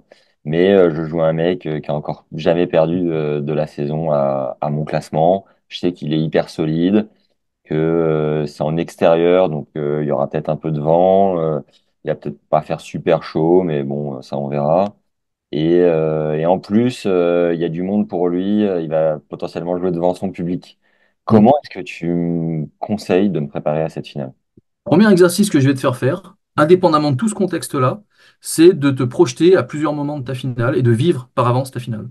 Donc, Ok. je vais te demander de visualiser, encore une fois, à travers tous les sens, hein. On pourrait décliner comment utiliser tous les sens, mais à travers tous les sens, je vais te demander d'imaginer tes premiers jeux de finale, d'imaginer les points qui défilent, de t'imaginer, alors, toujours de manière réussie et victorieuse, hein, pour le coup. Ah ouais? Ouais, ouais, toujours. Je vais te demander tu vois, comment dire, de surmonter ta finale, en fait, Ah, d'être au-dessus. c'est pour hacker le cerveau un peu? En quelque sorte, c'est pour conditionner la situation positive de voilà, c'est ça le résultat que je veux. Et dans un premier temps, je vais te demander simplement de laisser défiler ce résultat-là en te voyant de l'extérieur, en le vivant de l'intérieur, en cherchant à ressentir les émotions que tu perçois habituellement, en essayant d'avoir ce côté aérien, ce côté fluidité, de voir les échanges gagnés, de percevoir le fait de dominer ton adversaire, etc. Et on va faire un travail sur plusieurs séances où tu vas visualiser de manière positive comme ça la finale. Et puis dans un deuxième temps, une fois que tu as commencé La à finale, installer, c'est dimanche, hein. Les plusieurs séances, ça va être chaud là. ouais, alors alors, commencer juste la semaine avant, c'est tendu quand même, hein, mais bon, à ce moment-là, on va le faire Jamais sur trop les deux tard. premiers jours, par exemple, tu vois, ou sur le premier jour à différents moments, je vais te faire ça. Et puis dans un deuxième temps, je vais dire, OK, maintenant tu vas te contextualiser et tu vas commencer à intégrer des éléments. OK, il a son public qui est derrière lui, il est un peu plus il est sur une surface qu'il apprécie davantage que toi, tu vois, ou il a gagné votre dernière opposition. Donc je vais commencer à te mettre dans un contexte où tu vas créer une difficulté et tu vas devoir composer avec cette difficulté-là. Et ce que je te demanderai à chaque fois, c'est quelle que soit la difficulté dans laquelle tu te trouves, quel que soit le chemin qui va te permettre, en restant dans les règles qui sont autorisées, mais quel que soit le chemin qui va te permettre de trouver la solution, c'est de faire face à l'obstacle et de trouver la solution pour surmonter l'obstacle.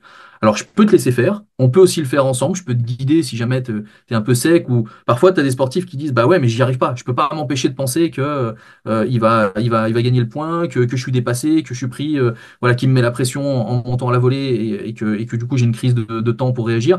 Donc là, il va falloir, on va l'aider, on va l'accompagner, on va mettre en place le scénario et on va lui imposer le scénario, par exemple. Mais je vais te mettre dans cette forme de difficulté-là, qui va avoir, une forme de réalisme, quand même, de dire, OK, la réalité, c'est peut-être pas simplement que je vais imaginer l'exploser, parce que c'est pas aussi simple que ça, mais je vais avoir une forme de réalisme où je vais être confronté à différentes difficultés, et je vais essayer de les rendre les plus réalistes possibles, mais à chaque fois, je vais essayer de trouver des solutions. Et ça va te permettre deux choses. Ça va te permettre, d'être un peu moins sensible à l'anxiété quand tu vas te retrouver en situation réelle et quand potentiellement tu vas avoir le public derrière lui, que tu vas le voir dégager de la confiance et toi être un peu dans le doute. Donc déjà, tu vas casser un petit peu cette position haute qu'il aurait et toi la position basse. Et donc tu vas gérer un petit peu mieux les émotions. Et deux, tu vas surtout avoir, entre guillemets, préconditionné le cerveau, un peu comme si tu voulais mettre en place une stratégie que tu fais pas habituellement. Tu vas tellement la répéter mentalement qu'elle va sortir un peu plus naturellement. Tu vois, tu vas te forcer à faire du service volé, tu vas t'entraîner à faire ça si à un moment donné, tu es amené à vouloir faire ça. C'est un cliché que je prends, hein, mais de vouloir, tiens, je vais faire des services volés vraiment pour les mettre la pression parce que sinon je suis trop en difficulté et donc je vais essayer de conjurer le sort en faisant ça. Bah, tu vas travailler techniquement, physiquement, tu vas préparer ça, évidemment, tactiquement aussi. Mais mentalement, tu vas te conditionner à mort. Ce qui fait qu'en fait, quand tu vas arriver sur place, il va pas y avoir ce moment où tu vas cogiter, où tu vas remettre du mental dans ce que tu fais. Si tu remets du mental dans ce que tu fais à ce moment-là, c'est pas bon. Là, il faut que ça sorte C'est-à-dire de quoi manière pilote automatique. c'est-à-dire quoi remettre du mental? Ça veut dire commencer à réfléchir à ce que tu dois faire et à comment tu dois le faire. au moment de le faire. Il faut que tu sois en pilote automatique. Hein, si on voulait être amené à parler du flow à un moment donné, de cet état de grâce-là, faut surtout pas être dans le mental à ce moment-là. Les choses déroulent. Dès que tu prends conscience que tu es dans le flow, t'en sors. Donc du coup, le mental, il peut devenir, entre guillemets, perturbant à ce moment-là. Donc il faut que ce soit pilote automatique. Et plus tu te seras conditionné mentalement, bah, plus les choses seront reconnues, entre guillemets, et préconditionnées, et plus ça déroulera correctement. Donc en fait, je jonglerai avec du travail purement de visualisation positive, qu'on ferait plutôt au début, et Ouais. ensuite du travail de contextualisation avec des difficultés, avec des choix à faire, avec de l'adversité, où là, tu mettras en place des scénarios un peu plus corsés, sur lesquels tu trouverais des solutions. Et j'ai déjà lu 150 fois que le fait de visualiser pouvait permettre d'atteindre ses objectifs de manière plus rapide. Alors que ça pouvait être n'importe quoi. Par exemple, avoir une maison avec, on va dire, un terrain de tennis. Et le fait de l'imaginer, de se projeter, de ressentir les sensations, les émotions, un peu comme tu l'as dit sur la première étape, je crois, de ce travail pour cette finale que je vais pouvoir préparer juste après notre podcast. Est-ce que c'est vrai ou pas? Ou est-ce que c'est un mythe? Alors déjà, si tu veux un terrain de tennis, il faudra le construire à un moment donné, hein. Il ne viendra pas tout seul. Mais Alors, tu peux acheter une maison qui a déjà un terrain. il y a déjà un terrain, c'est vrai, c'est vrai. Non, en fait, ça me fait penser un peu à la loi de l'attraction. Ouais, Et c'est pas aussi simple que ça, en réalité. Il suffit pas de penser un truc pour que ça arrive. C'est un peu surutilisé, survendu, ce principe de loi de l'attraction, en tout cas c'est mon avis. Par contre, ce qui est intéressant, c'est qu'effectivement, tu crées des conditions mentales, des conditions de conviction, de détermination, de trajectoire qui vont te faciliter en quelque sorte ce que tu vas faire toi pour que ça puisse arriver. Donc, d'une certaine manière, oui, je valide un petit peu l'état d'esprit qui est derrière. Le fait de survendre et de dire il suffit de penser à un truc, ou si vous pensez fort que vous allez devenir riche, vous allez devenir riche, ouais, ça se saurait, ça se saurait en réalité. Mais par contre, oui, tu vas te mettre dans les conditions de. Je te prends un exemple que je prends souvent qui est le pendant de ça en cas de blessure. Quand tu es blessé, tu as deux types de comportements. Je parle blessure grave. Tu as le comportement de bah, cliché, ça fait partie du truc, ça fait partie de la vie d'un sportif de haut niveau, c'est une étape. Bon, bah, je vais être résilient, je vais me reconstruire, je pars dans une période de rééducation. État d'esprit positif. Et puis, tu as le cas de figure, ah putain, c'est la merde, c'était vraiment pas le bon moment, c'était mon année, j'avais des super résultats, là je vais complètement perdre, puis je vais perdre les points au classement, enfin c'est l'enfer, non, c'est mort pour moi. Fatalisme, ou la résignation. Je prends les deux extrêmes volontairement. Et en fait, maintenant, c'est à peu près bien établi, même si on ne sait pas forcément l'objectiver tout le temps scientifiquement, mais c'est assez bien établi que quand tu t'enfermes dans le négatif, dans ce fatalisme-là, en fait, tu es dans de l'autosabotage. Et donc, tu vas être dans la réalisation automatique de tes prédictions, et tes prédictions, elles sont négatives. Donc, en fait, tu vas créer des conditions, consciemment ou inconsciemment, qui vont venir valider ta croyance de départ. Et ça, l'être humain, il est très très bon pour ça. Si tu casses pas cette spirale-là, tu es dans la merde. Donc, du coup, l'idée d'être dans du côté plutôt, si je pense que les choses vont arriver, bah, je vais me donner les moyens que ça arrive un petit peu mieux. Oui, il y a de ça. Ça évite de rentrer dans cette spirale négative-là, même si j'aime pas trop le côté survendu ou sursimplifié de voilà, tu y penses, donc ça va arriver. Mais à choisir, c'est mieux d'aller dans ce que tu décris que d'être dans le côté non, mais de toute façon, c'est pas possible. J'aurai jamais les moyens d'avoir une maison avec un terrain de tennis. C'est pas pour moi, ça sert à rien. C'est même pas la peine d'avoir cette idée-là. Voilà, à choisir entre les deux, je préfère ton option, quoi. on peut tomber sur une bicoque de campagne avec, tu sais, qui vaut plus rien au fin fond de la Roumanie, avec 20 centimètres de mousse sur le terrain. Donc le terrain, il te l'offre au passage. Il peut y avoir des cas On est, de... ouais, on n'est jamais à l'abri d'un truc. Ouais, ouais, c'est ça. J'avais une question sur la préparation mentale et la visualisation d'échecs, mais tu as, répondu déjà dans les grandes lignes. C'était la visualisation est souvent utilisée pour imaginer la victoire, mais je voulais savoir ce que tu pensais sur le fait de imaginer perdre un point ou un set pour mieux se préparer mentalement à ces moments-là. Oui, à condition d'avoir le sable mouvant où tu t'enfonces pas trop, quoi. Ouais, c'est exactement ça. Le rebond Exactement ça. offensif. Et pour le coup, en tennis, tu es dans une activité où tu peux compenser la perte d'un point, d'un set, d'un jeu. Il y a d'autres activités où les conséquences de ce qui serait l'équivalent d'un point perdu, c'est beaucoup plus impactant sur le score final. Et donc là, la prise de risque n'est pas la même de ce point de vue-là. Mais oui, oui, ça, tu peux le faire. Je dirais que dans la très très grande majorité des cas, tu t'imagines donc pour moi une difficulté, c'est pas un échec, hein, la perte d'un point, c'est une difficulté, mais Ouais. tu t'imagines pas l'obstacle, c'est-à-dire tu t'imagines pas l'échec. L'échec, c'est perdre le match. Si tu t'imagines perdre le match, t'as pas de solution alternative qui permet de surmonter ça. Et dans la grande majorité des cas, on ne va pas sur l'imagerie de l'échec ou sur l'imagerie très négative. On pourrait y aller sur des blocages psychologiques, sur des problèmes de fond, voilà, qui nécessiteraient à un moment donné d'aller gratter, d'aller comprendre et d'aller surmonter quelque chose. Mais dans la grande majorité des cas, on est sur des difficultés et à ces difficultés, on trouve des solutions alternatives. Ouais. Concernant la récupération filmique, est-ce que tu aurais un moyen de moins sentir les courbattes le lendemain d'un gros match grâce à la visualisation? Alors, j'ai envie de te répondre oui et non.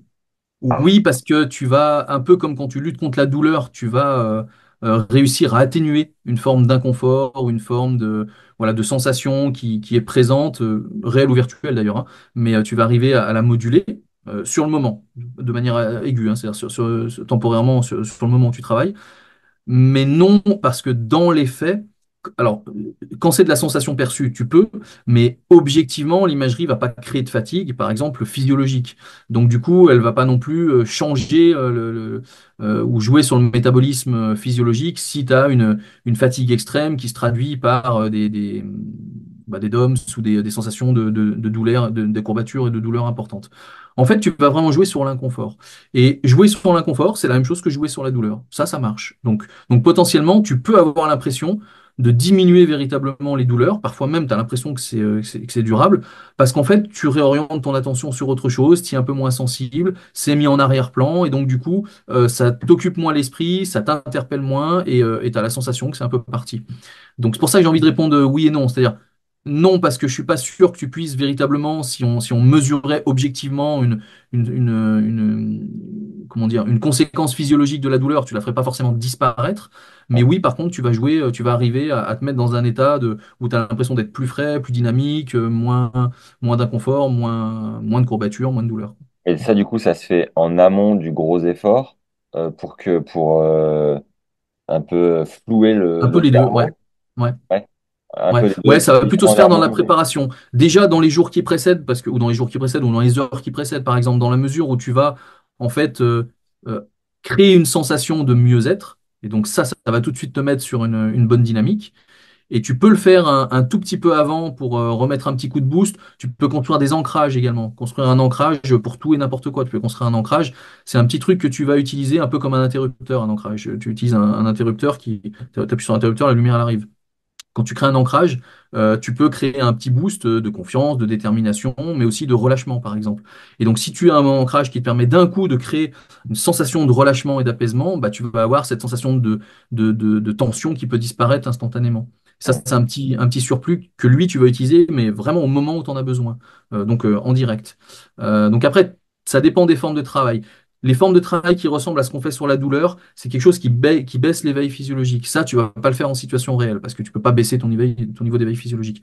En revanche, l'ancrage, c'est un petit truc que tu peux utiliser pour instantanément, comme ça, avoir ce sentiment de relâchement, d'apaisement qui te redonne un côté allégé, un côté aérien et qui te donne la sensation finalement d'être moins impacté par l'inconfort que tu percevais avant. Par exemple, un ancrage.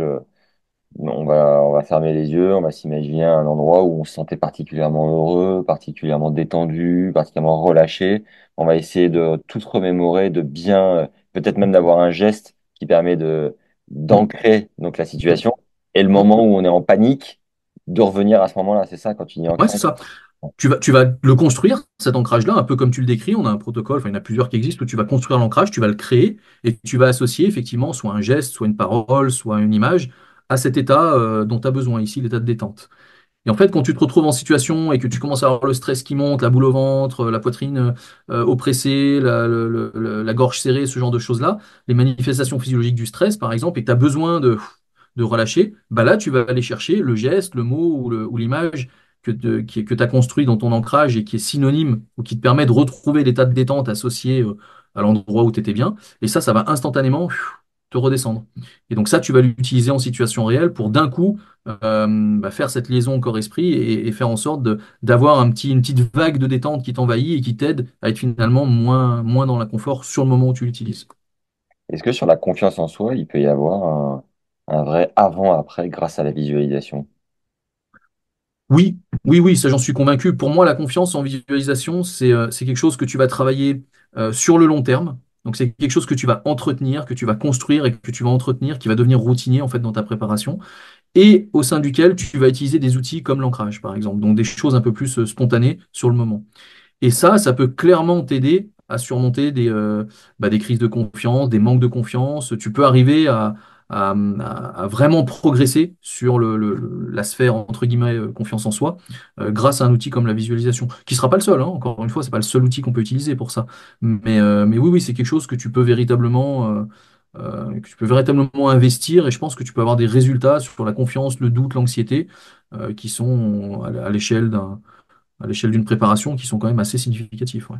Quand tu parles de préparation ou de routine à mettre en place, par exemple sur une saison, tu vois, de tennis ou un événement particulièrement stressant, type prise de parole en public devant 350 personnes à un mariage où tu connais pas forcément tout ça, il faudrait quoi comme routine de travail, de visualisation? Est-ce que c'est 2 fois par semaine, 2 fois 20 minutes, 3 fois, 5 fois, 1 fois 1 heure, j'en sais rien. Qu'est-ce que tu recommandes en fait pour Alors, c'est assez variable en fonction de ce qu'on veut faire et des personnes. C'est-à-dire ouais, quand je dis c'est assez variable, on a une marge de variabilité. On a une souplesse, voilà, où on peut parfois en faire un peu plus, parfois un peu moins, ça va dépendre des personnes, mais on a cette marge-là. Déjà, c'est quelque chose qui se prépare en amont. C'est pas quelque chose de magique qu'il suffit de faire une semaine avant, et d'un coup, ça va nous donner le coup de boost qui nous permettra de résoudre tous les problèmes. Plus on va s'y prendre tôt, plus on va installer en fait l'autoroute du bien-être et faire en sorte qu'on soit bien préparé et dans de bonnes conditions. Et derrière, je dirais que c'est sur un travail de ce type-là, on pourrait commencer avec les personnes sur 2 fois par semaine et puis ensuite faire évoluer. C'est déjà bien de faire deux séances par semaine, tu vois, qui seraient cadrées, qui seraient structurées, et ensuite commencer à construire des outils qu'on va pouvoir étalonner un peu plus sur le temps et commencer à tester. Donc on va façonner la routine de pré-performance, c'est-à-dire les quelques secondes, hein, qui précèdent la performance. Et puis on peut élargir cette routine-là. Tu peux travailler sur le matin de la compète, sur la veille de la compète, sur même la semaine avant la compète. Donc tu peux avoir une sorte de routine à très long terme de fonctionnement. Tu vas construire des petits outils qui sont susceptibles d'être dispo, comme le switch ou l'ancrage dont on a parlé, mais il y en a d'autres. Tu vas faire de la visualisation positive. Ça, c'est plutôt le travail sur des fins d'entraînement, sur les projections, sur la contextualisation en fonction des matchs, des compétitions, etc., des adversaires. Là, c'est des choses que tu vas faire de manière un peu plus routinière. C'est ça que tu vas installer 2, 3 fois par semaine, par exemple, de manière régulière, sur lesquelles tu vas te conditionner et enfin, t'imprégner véritablement de ce type de travail au fur et à mesure. Et voilà, on va jongler un petit peu avec ces éléments-là. Et ce qui est important, c'est de comprendre que c'est pas magique. Donc, il suffit pas de le faire pour que d'un coup ça fonctionne. Et surtout si on se met à le faire très très tard, alors que je prends l'exemple de la prise de parole en public de quelqu'un qui vraiment déteste ça, qui a des crises d'anxiété vis-à-vis de ça. Bah, s'il fait du travail mental 2 jours avant, c'est toujours mieux que rien, mais ça suffira pas, probablement. Donc c'est pas un truc révolutionnaire non, non, il va falloir le construire, le planifier, comme on planifie le travail physique et le travail technique, on va planifier le travail mental et on va vraiment mettre en place un cycle qui va préparer à travers les différents domaines qu'on évoquait en début de podcast, bah, qui va permettre de préparer pour être le plus performant possible. c'est des séances de combien de temps? Tu disais à peu près 2 par semaine. Là, sur un travail de ce type-là, tu peux avoir des séances. Alors, si tu fais des séances pures de visualisation positive, c'est très variable. Ça peut être de 5 à 45 minutes. Là, tu peux faire des séances qui sont très longues parce que tu vas enrober avec d'autres choses, de la relaxation, de la respiration, de la cohérence cardiaque, par exemple. Ça s'y prête très, très bien. Les outils, tu vas les construire. C'est beaucoup plus court, les séances. Et puis, tu vas avoir des périodes qui sont un peu plus petites. Les périodes en fin d'entraînement que j'évoquais tout à l'heure, moi, je les fais en 5 minutes, généralement, pas plus. 5-6 minutes, on prend, c'est sur un retour au calme, par exemple. Et là, tu peux faire un petit travail qualitatif de projection positive. Donc, c'est assez varié. En fait, pour moi, ça va dépendre de quand tu le mets en place et de ce que tu veux mettre à l'intérieur. Et donc, tu peux avoir des séances très courtes et des séances beaucoup plus longues. Alors que sur le perfectionnement technique, on n'aura quasiment jamais des séances longues de 45 minutes. Ce serait trop lassant, déjà trop chiant. Et puis, on perd beaucoup trop en concentration, en lucidité, ça n'a pas de sens. Il vaut mieux faire un travail intégré. Et si on fait un travail pur, où on fait que de l'entraînement mental, il faut que ce soit une séance qui dure 10, 15, 20 minutes grand maximum. T'as vu des trucs assez incroyables où tu putain, le cerveau, c'est quand même une sacrée machine sur les séances de visualisation, sur la technique. Je pense au service, par exemple. Tu vois, le service, c'est un des coups les plus durs au tennis. Est-ce que, ou, je sais pas, des gestes décortiqués d'autres sports où Ouais, ouais, ouais, j'ai vu c'est des trucs. incroyable. En fait, t'as des effets parfois qui sont mais d'une immédiat. C'est-à-dire que tu te dis, mais sur le protocole de correction gestuelle, mais j'ai formé pas mal de monde sur ce type de protocole-là, puis t'en as qui reviennent qui disent, non, mais c'est hallucinant. Et puis j'ai fait une séance, et là, d'un coup, il a tout corrigé, il a tout maîtrisé. Et tu te dis, mais c'est assez, c'est presque indescriptible en réalité. Pourquoi ça fonctionne aussi vite et pourquoi ça crée cette rupture-là. Alors, c'est pas toujours comme ça, c'est pas toujours spectaculaire non plus. Mais ouais, tu peux observer en fait des gains parfois qui sont vraiment extrêmement rapides. Ou parfois, tu as des études de cas, si je prends l'exemple de la pathologie ou des blessés, et où tu vois que le travail mental, alors il n'y a pas que ça, mais que l'intégration du travail mental a permis une récupération qui défie les lois bah, pas de la médecine, mais qui défie vraiment ce à quoi on pouvait s'attendre. Alors Ouais. ça reste des études de cas, attention, hein, la reproductibilité scientifique, elle est limitée, donc faut pas en faire des généralités, mais tu vois des trucs quand même qui sont assez hallucinants. Ouais. Je vous mets en lien dans la description la masterclass qu'on a fait avec Eric Medaille qui nous disait qu'on pouvait aller chercher jusqu'à 20% de récupération en plus, enfin, on va dire plus rapide grâce à l'imagerie mentale en suivant ces Pour te exercices. donner un chiffre, sur la limitation de perte de force, par exemple, il y a des études qui montrent que si tu imagines mobiliser mentalement les parties du corps qui sont blessées, Voilà, c'est ça. donc juste imaginer les contractions musculaires, tu peux aller jusqu'à limiter de 50% la perte de force. Voilà, vache. Ouais, il me disait 20%, donc ça me rassure. Sa promesse est facilement Ouais. Alors acceptable. lui, attention, lui, il parlait de la vitesse de récupération. Ça, c'est plus dur à mesurer parce qu'en réalité, c'est pas nous qui prenons cette décision-là, ce sont les staffs, les médecins, et Ouais, parfois il y a un principe de précaution. Moi, ce que j'essaye de dire souvent, c'est on va récupérer mieux. On va pas forcément récupérer plus vite. Souvent, c'est le cas, c'est vrai, on l'observe, mais c'est pas l'objectif de récupérer plus vite. Si on ouais. récupère plus vite, tant mieux. Par contre, on C'est récupère plus mieux, rare. ça c'est une certitude. Ouais. Ouais. Est-ce que tu médites? Alors malheureusement, pas régulièrement. C'est quelque chose que j'aime bien et comme beaucoup de pas sérieux, j'arrive pas à m'y astreindre et à dégager un temps de manière vraiment régulière pour pouvoir m'engager dans cette pratique-là. Et je pense qu'il y a une sorte pas de rupture, mais de prise de conscience au bout d'un certain temps quand tu le fais régulièrement et qu'au début tu t'y astreins, même si t'es pas dans de bonnes dispositions, que t'as pas le temps, etc. Et à un moment donné, tu as un switch, tu as une bascule qui fait que ça devient naturel et intuitif et important en fait de le faire régulièrement. Mais moi, j'ai pas réussi encore jusqu'à présent à m'inscrire sur la durée véritablement. Voilà. Mais c'est pas l'envie qui me manque parce que je suis convaincu des bienfaits de la pleine conscience, par exemple. Mais c'est pas quelque chose que j'ai intégré pleinement dans ma routine. Ouais. Et dans tes recherches en euros et compagnie, est-ce que tu as un ou deux bénéfices méditation versus visualisation ou complémentarité? Je sais pas. Alors, complémentarité, oui, ça a déjà été démontré. Alors, c'est rarement de la pleine conscience, parce que la pleine conscience, par définition, c'est un peu l'opposé de l'imagerie, puisque tu es dans le non-faire, il n'y a pas de jugement, il y a pas d'objectif, il n'y a pas de but, tu es vraiment dans l'instant présent, alors que l'imagerie, c'est stratégiquement inverse. Mais sur de la méditation un peu plus guidée, et l'imagerie, oui, il y a plein d'exemples qui montrent que ça fonctionne. Attention, ça fonctionne pas forcément pour tout, c'est-à-dire que moi, si je travaille sur la technique, la méditation, c'est pas ce que j'irai chercher. Si je travaille sur la confiance ou la douleur, c'est ce que j'irai chercher. Donc ça va dépendre de mon objectif, mais quand l'objectif est pertinent, l'association, elle est bien démontrée. Euh, j'ai pas en tête d'études qui ont voulu démontrer que l'une était meilleure que l'autre ou plus intéressante que l'autre. Ça, c'était une guéguerre qu'il y a eu pendant longtemps entre la visualisation et l'observation. Et pendant longtemps, il y avait des défenseurs de l'observation d'action, des défenseurs de la visualisation. Puis là, tout le monde a compris assez récemment que, en fait, combiner les deux, c'était encore mieux. Donc le chemin est en train de changer, on est en train de se dire, plutôt que de vouloir les opposer à tout prix, ben, on va chercher à les combiner explicitement. Et c'est vrai que ça donne de bons résultats récemment.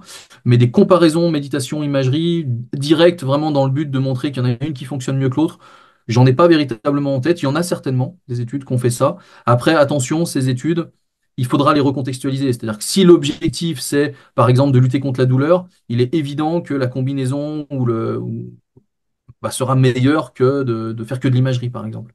Mm. Si l'objectif, c'est de corriger une gestuelle, à mon avis, l'imagerie seule sera plus intéressante que la combinaison ou que la méditation. Enfin voilà, c'est les hypothèses que j'aurais intuitivement, mais j'ai pas d'études vraiment en tête qui démontrent une supériorité de l'une par rapport à l'autre.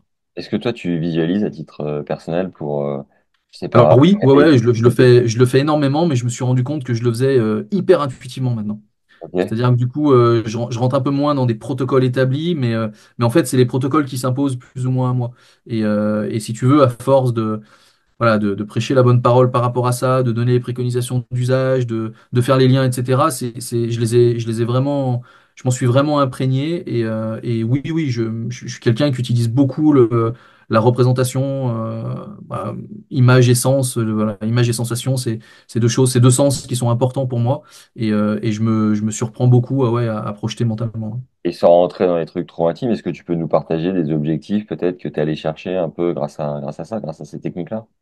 Ouais, moi quand j'ai passé mon deuxième Daria, donc ceinture noire sur la phase de combat, j'ai fait beaucoup de projection mentale.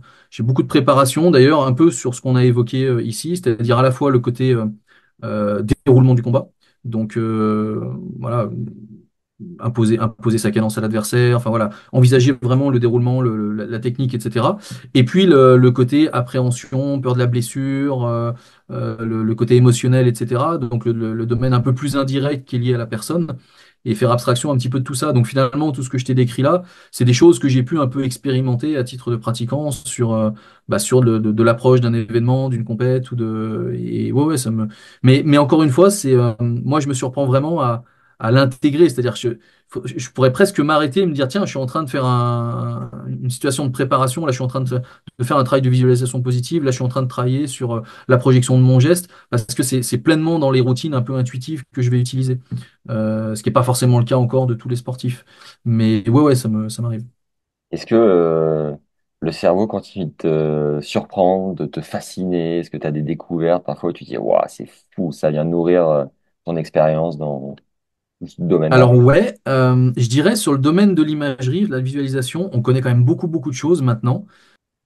Peut-être que je l'ai plus exploré en disant, ah, en fait, on vient démontrer dans le cerveau ce qu'on savait sur le terrain ou ce qu'on pensait vraiment sur le terrain. C'est-à-dire que depuis l'imagerie, c'est utilisé depuis les années 70-80 par les praticiens, par les sportifs de manière assez régulière. Et parfois, on arrive là, en 2010-2020, à donner une indication et à démontrer ce qui se passe dans le cerveau d'un truc qu'on utilise en fait depuis 40 ans. Et c'est un peu comme si tu venais et tu disais, ah ouais, mais en fait, on est en train de découvrir le corrélat neuronal ou neurophysiologique d'une pratique qu'on a toujours affirmée comme étant géniale, mais jusqu'à présent, on l'avait jamais objectivée. Mm. Et je te prends un exemple tout bête. On parlait tout à l'heure de la vitesse du mouvement imaginé. Depuis très longtemps, on a compris que parfois c'était intéressant de ralentir et d'accélérer, parfois il fallait surtout pas le faire, enfin il y avait des risques. Et puis il y a quelques études, et la première date de 2013, je crois, les dernières de 2020-2023, qui commencent à montrer qu'effectivement, quand on imagine plus vite ou moins vite un mouvement, bah, c'est pas exactement les mêmes circuits, c'est pas exactement, il y a beaucoup de choses communes, mais il y a des spécificités. Et probablement que ces spécificités vont permettre de comprendre pourquoi quand j'imagine moins vite ou plus rapidement, bah, j'ai des effets qui sont plus ou moins importants ou plus ou moins contre-productifs. Donc on vient en fait en quelque sorte amener une sorte de validation scientifique à une pratique de terrain qui était beaucoup plus intuitive et qu'on n'arrivait pas forcément à justifier. C'est plutôt dans ce sens-là, je dirais que j'ai de la surprise.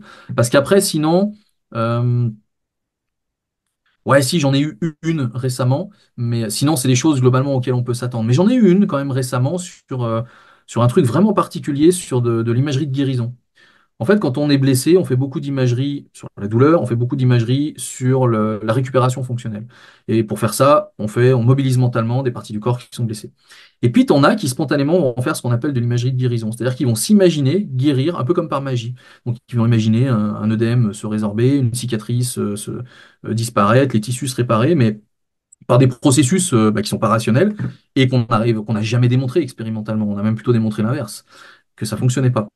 Donc, il y a certainement une modulation des croyances ou un effet placebo qui fait que on a le sentiment que ça fonctionne ou que ça nous met dans de bonnes dispositions et du coup, on perçoit moins la douleur, on voit que la plaie, on a l'impression qu'elle évolue, etc. Donc, très bien, ça, faut le conserver si ça existe. Mais a Mm. priori, jusqu'à présent, on n'a pas réussi à le démontrer.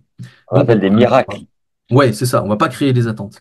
Par contre, on a plein, tous, je pense, on connaît des gens qui ont défié les lois de la récupération et qui ont récupéré en mettant en place ce genre de stratégie-là.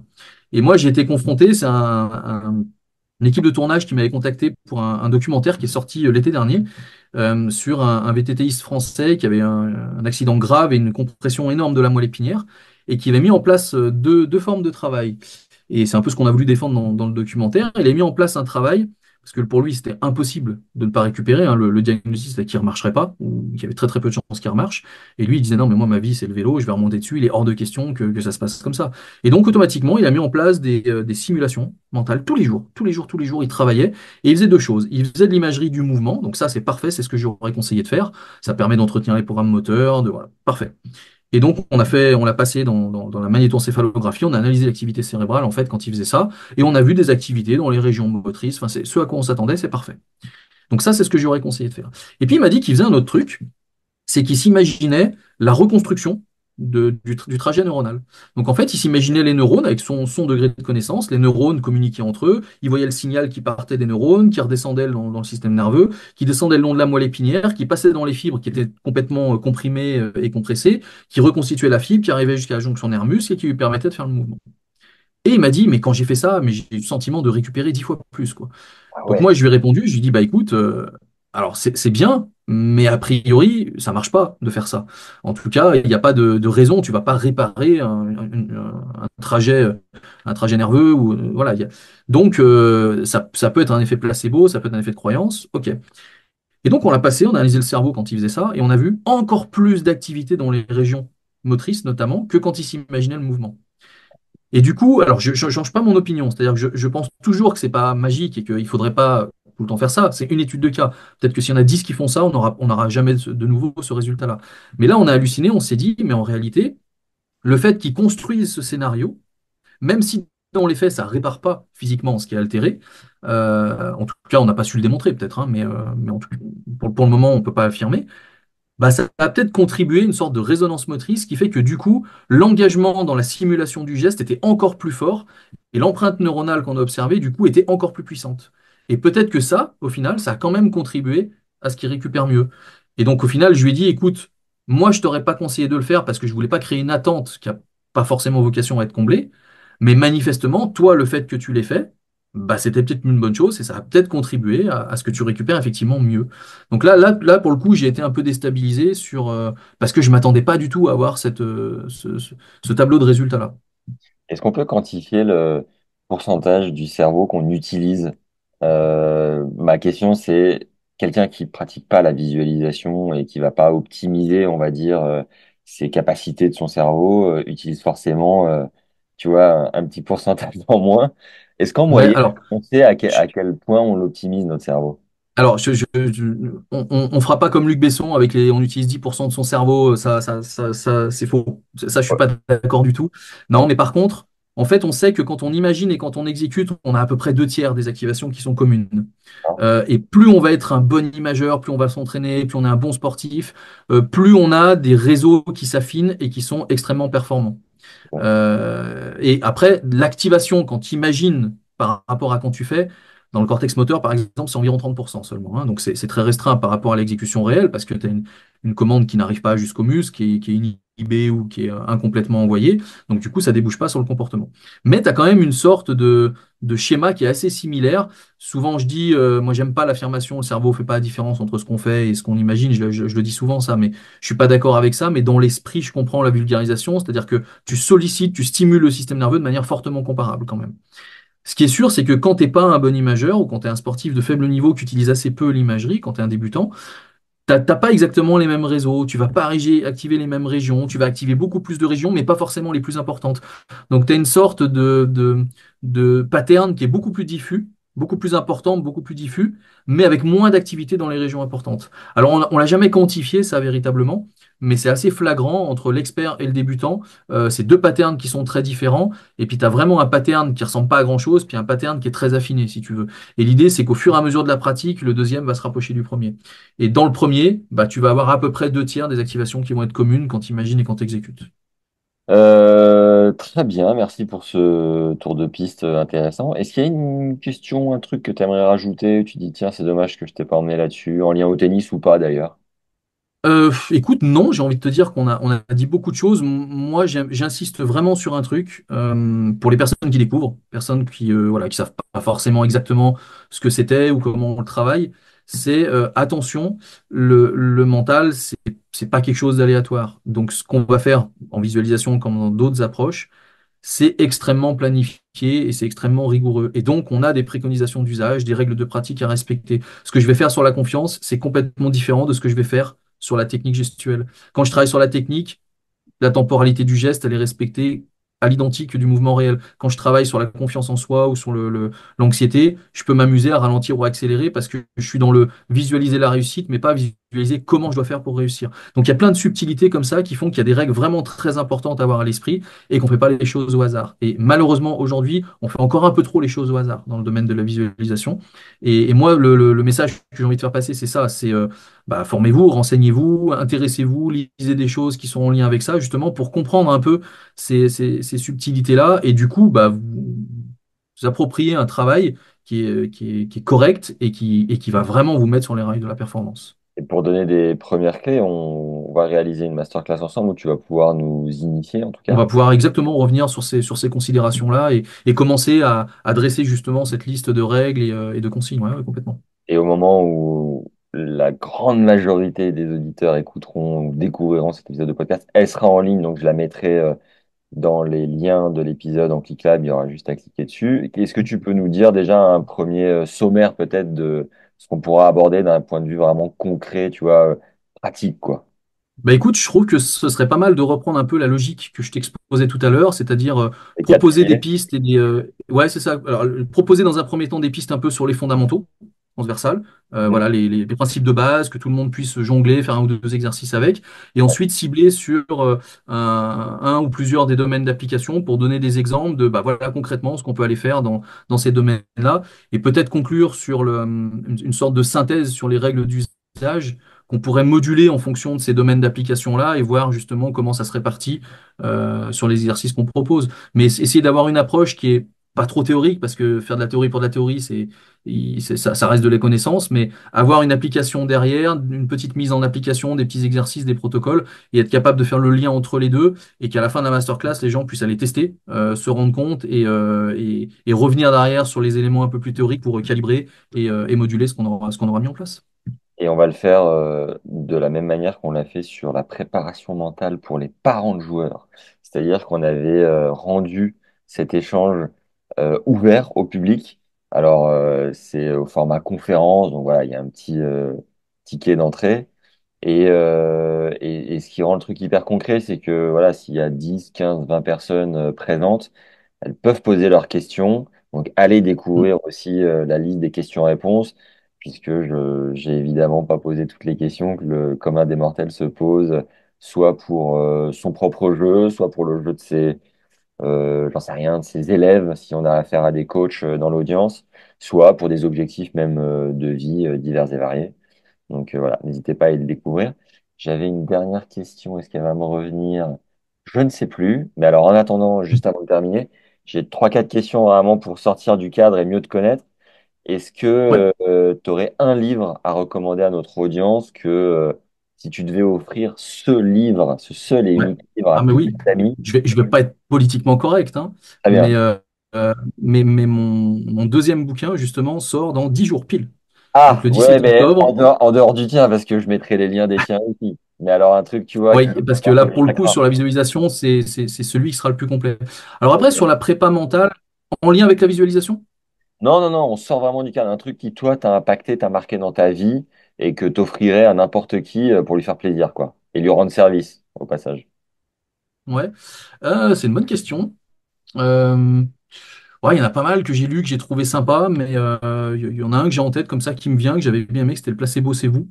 Je trouvais qu'il venait percuter quelques idées reçues sur justement les barrières qu'on arrive à se poser et contre lesquelles lutter. Et puis il y en a un autre qui m'a beaucoup marqué, qui est plutôt dans le domaine de la rééducation, qui s'appelle Guérir envers et contre tout. De Carl Simonton, qui est super intéressant et qui fait la part belle justement à l'état d'esprit positif, à l'imagerie positive, aux pensées positives, au discours positif, dans une approche face à, alors c'est chez les patients cancéreux, donc c'est des pathologies lourdes, mais avec des applications qui sont assez concrètes et qui sont bien illustrées. C'est deux bouquins que j'ai beaucoup aimés. Ouais.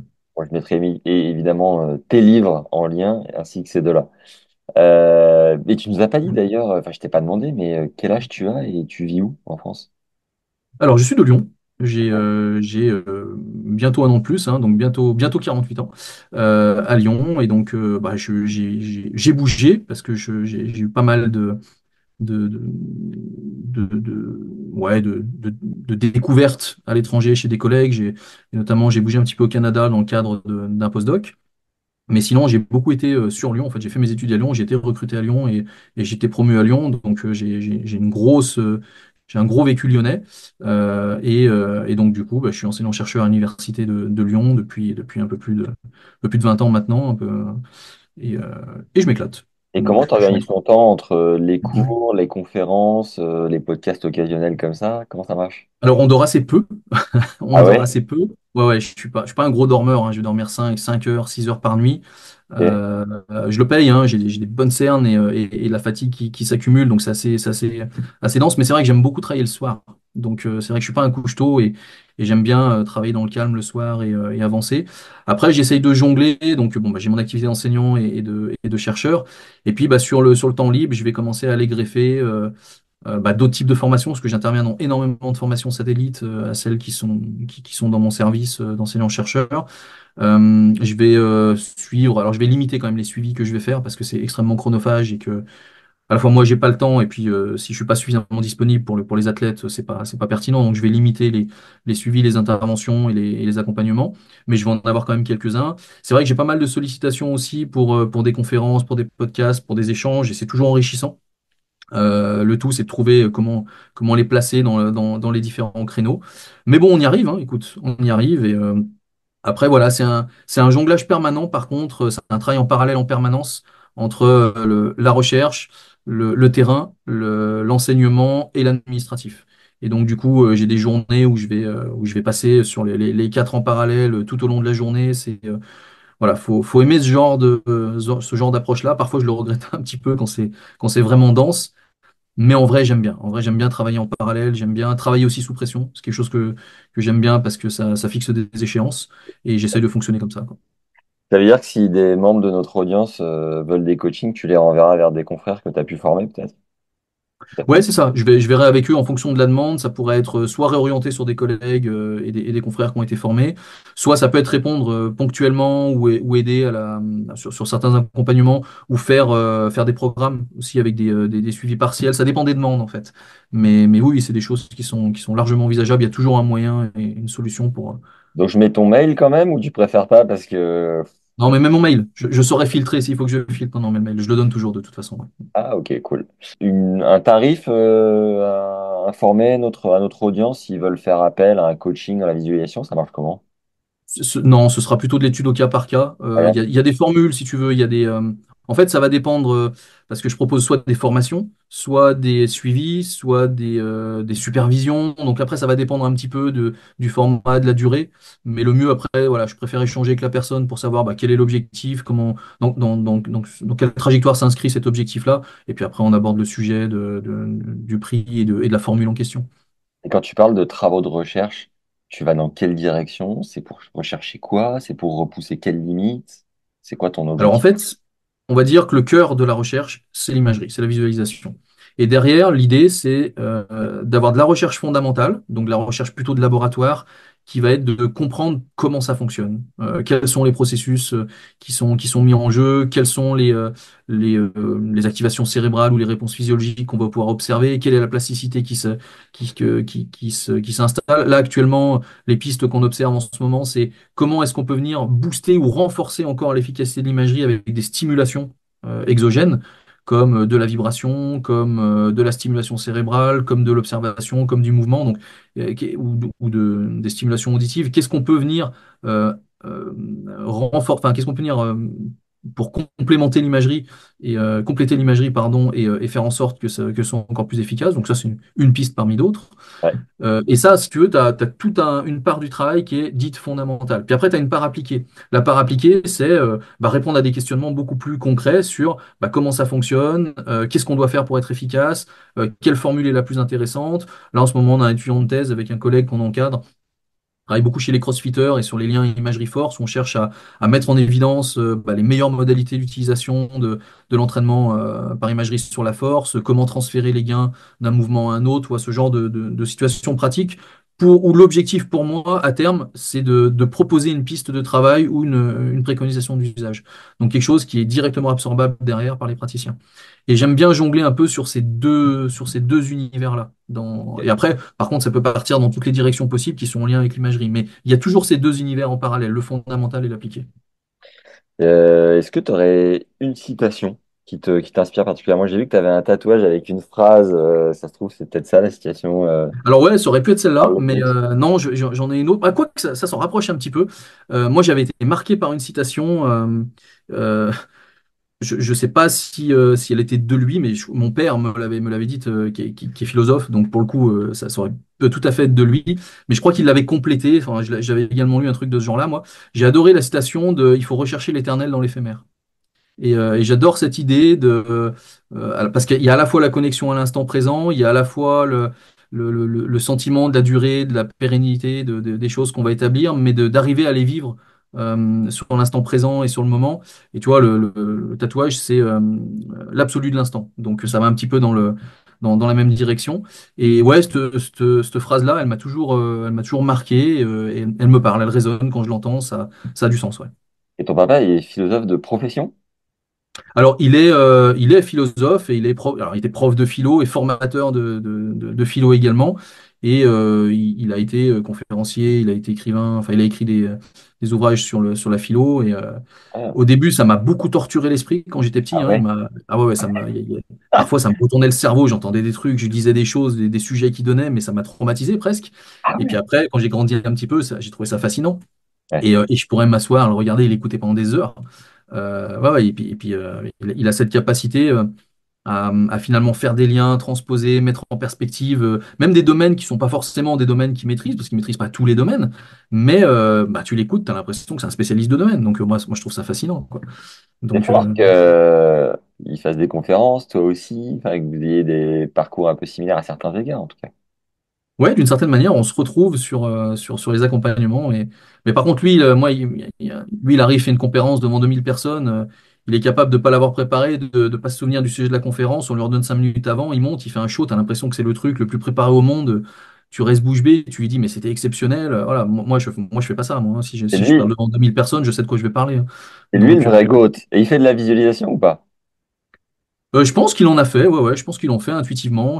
Mais pareil, intuitivement. Il m'a jamais dit s'engager dans des exercices dits de visualisation. Mais de toute façon, je pense que quand t'as la sensibilité philosophique, tu peux pas ne pas faire une forme de visualisation. Quel est le concert le plus ouf auquel tu participé de ta vie?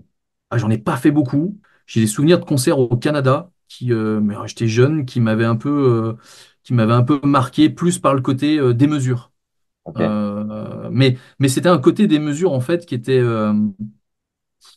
pas réel, mais c'était la démesure construite. C'est t'arrives et tu te dis, mais là, ça va forcément être différent en fait. Et en Ouais. fait, le simple truc qui arrive, c'est exactement la même chose qu'en France, mais tu as l'impression que c'est bien mieux, quoi, et que c'est 10 fois plus percutant. Et Quel donc, du coup, artiste? c'était l'environnement en fait que Ouais. j'avais trouvé ça hallucinant. Ouais. C'était quel artiste? Bah, il y a plusieurs artistes qui étaient passés, il y avait un peu de tout, Un il y avait festival, de quoi. de la pop, du R&B, il y avait un peu ouais, c'était un peu un mélange, il y avait trop, ouais, je sais plus combien il y en avait, mais il y avait enchaîné, il y avait certains artistes même, j'avais été incapable de reconnaître en live ce qu'ils chantaient, alors que je les connaissais, tellement c'était différent. Star Mais, 80, tu peux nous dire, t'es allé voir Star 80. alors je l'ai vu aussi, c'était pas celui-là, mais je l'ai vu aussi celui-là, ceci étant. Mais là, j'avais reconnu quand même les chansons. C'est un peu moins, il y a un peu moins de démesure, si tu veux, dans le truc. Mais je l'ai vu, ceci étant. Ah, Loana, putain, t'es là. Magnifique. Dernière question. L'expérience la plus incroyable de ta vie que tu as vécue en dehors de la naissance de tes enfants, si tu en as. Parce que bon, c'est forcément un truc J'en ai, incroyable. effectivement, c'est certainement ce que je placerais en premier. Je suis quelqu'un qui a du mal à m'extasier, pour être très honnête. Je suis très dans le contrôle des émotions, je suis très dans qu'est-ce que j'ai vécu d'exceptionnel? Je dirais quand même que j'ai des souvenirs, je pense, qui sont pas communs de voyages que j'ai fait avec mes parents quand j'étais tout petit et à un âge où j'étais normalement pas en mesure de me souvenir de grand-chose. Et je me souviens une nouvelle fois de la démesure. On était parti sur États-Unis, Canada, et je me souviens de certains spots. Tu vois, on avait fait le Grand Canyon, on avait fait le Las Vegas, on avait fait les chutes du Niagara, mais je devais avoir peut-être 3 ans. Donc, et ça m'avait marqué en fait ce côté ouais démesuré. Et j'en ai des souvenirs qui me reviennent par flash comme ça et qui me donnent cette sensation de voilà, j'ai vécu un truc de ouf que je suis pas capable de rappeler dans son intégralité, mais c'est suffisamment ouf pour que je m'en souvienne encore 45 ans plus tard et avec toujours la même sensation. Donc ouais, c'est peut-être un truc qui m'a marqué ça. Sympa. T'as eu des frères et sœurs ou vous voyagez en Ouais, famille? ouais, j'ai deux frères, un grand, un petit. Un beau geste, les parents, de faire vivre ça aussi jeune et tout, c'était Alors, incroyable. le petit n'était pas encore là, mais le grand était là aussi. Je sais pas s'il en a déjà, j'en ai même vraiment parlé avec lui, des souvenirs qu'il avait. J'ai failli mourir en plus, hein, j'ai failli me noyer dans la piscine, on est venu me chercher au fond de l'eau. Enfin, ouais, ouais. Non, Ah non, ouais. j'ai des souvenirs sympas de ce voyage-là. Mais c'est marrant, tiens, je lui poserai la question de savoir quel souvenir il en a lui, parce qu'il était un peu plus, à 2 ans de plus, à 5 6 ans, il devait s'en souvenir un peu mieux que moi en plus. Il te mettait la misère un peu le grand frère ou pas? Je crois que c'est moi qui lui mettais plus la misère. Ah ouais? Ouais, ouais, La c'était moi terreur. l'enfoiré c'était moi l'enfoiré dans le duo. Ah, c'est bon ça. Bon, bah, grand merci, Émeric, pour Écoute, merci à toi. voilà, nous permettre d'y voir plus clair dans la visualisation. Je suis super content qu'on ait ce deuxième contenu à créer ensemble qui sera déjà dispo pour ceux qui veulent aller plus loin. Vous avez tous les liens juste en dessous en commentaire, un en description. Et à très vite. Avec plaisir. Allez, ciao, bonne soirée Salut. et à bientôt. Salut.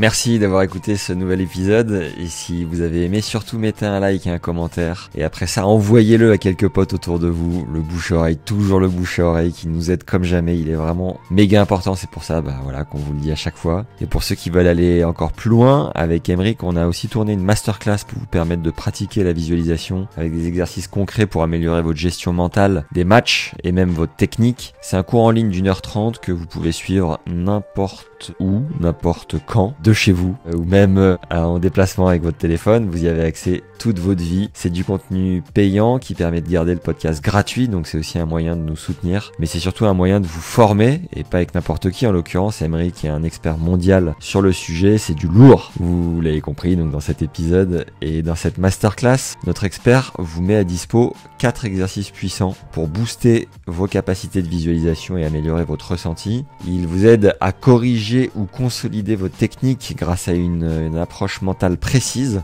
Il vous permet de renforcer votre confiance avec des exercices de visualisation positive et de sortir des spirales négatives grâce à des techniques d'ancrage mental. On a aussi répondu à 10 questions les plus fréquentes que le grand public lui adresse et en voici quelques-unes. Parmi ces 10, il y a comment améliorer ses ressentis lors de la visualisation, ou encore sur quel type de visualisation se concentrer quand on est sous pression en match, ou encore est-ce que la visualisation est différente lorsque l'on vit un échec ou un succès, comment créer un ancrage mental puissant, ou enfin sur quel coup a-t-on le plus de chances de progresser. Le lien vers ce cours est dans la description ainsi qu'en commentaire épinglé. On a une page de présentation sur laquelle on vous explique vraiment les tenants, les aboutissants pour que vous ayez toutes les cartes en main et savoir ce qui vous attend. En tout cas, un grand merci d'être encore là et de nous écouter chaque semaine depuis plus de 4 ans, de nous aider aussi grâce au bouche-oreille à faire vivre ce podcast, à le faire rayonner. À chaque fois un like ou un commentaire, ça permet d'être mieux référencé dans l'algo et de grandir et d'avoir des invités de qualité. Donc merci à tous ceux qui prennent le temps, même à ceux qui ne le font pas, mais évidemment c'est toujours mieux de le faire. Mettez en commentaire visualisation si vous êtes encore là et que vous n'avez pas d'inspi pour commenter, comme ça au moins vous avez juste à vous laisser porter. Et merci également à ceux qui nous soutiennent à travers ces masterclass évidemment. Voilà, c'est tout pour ce nouvel épisode. Prenez du plaisir sur le cours et en dehors évidemment. À très vite. Ciao.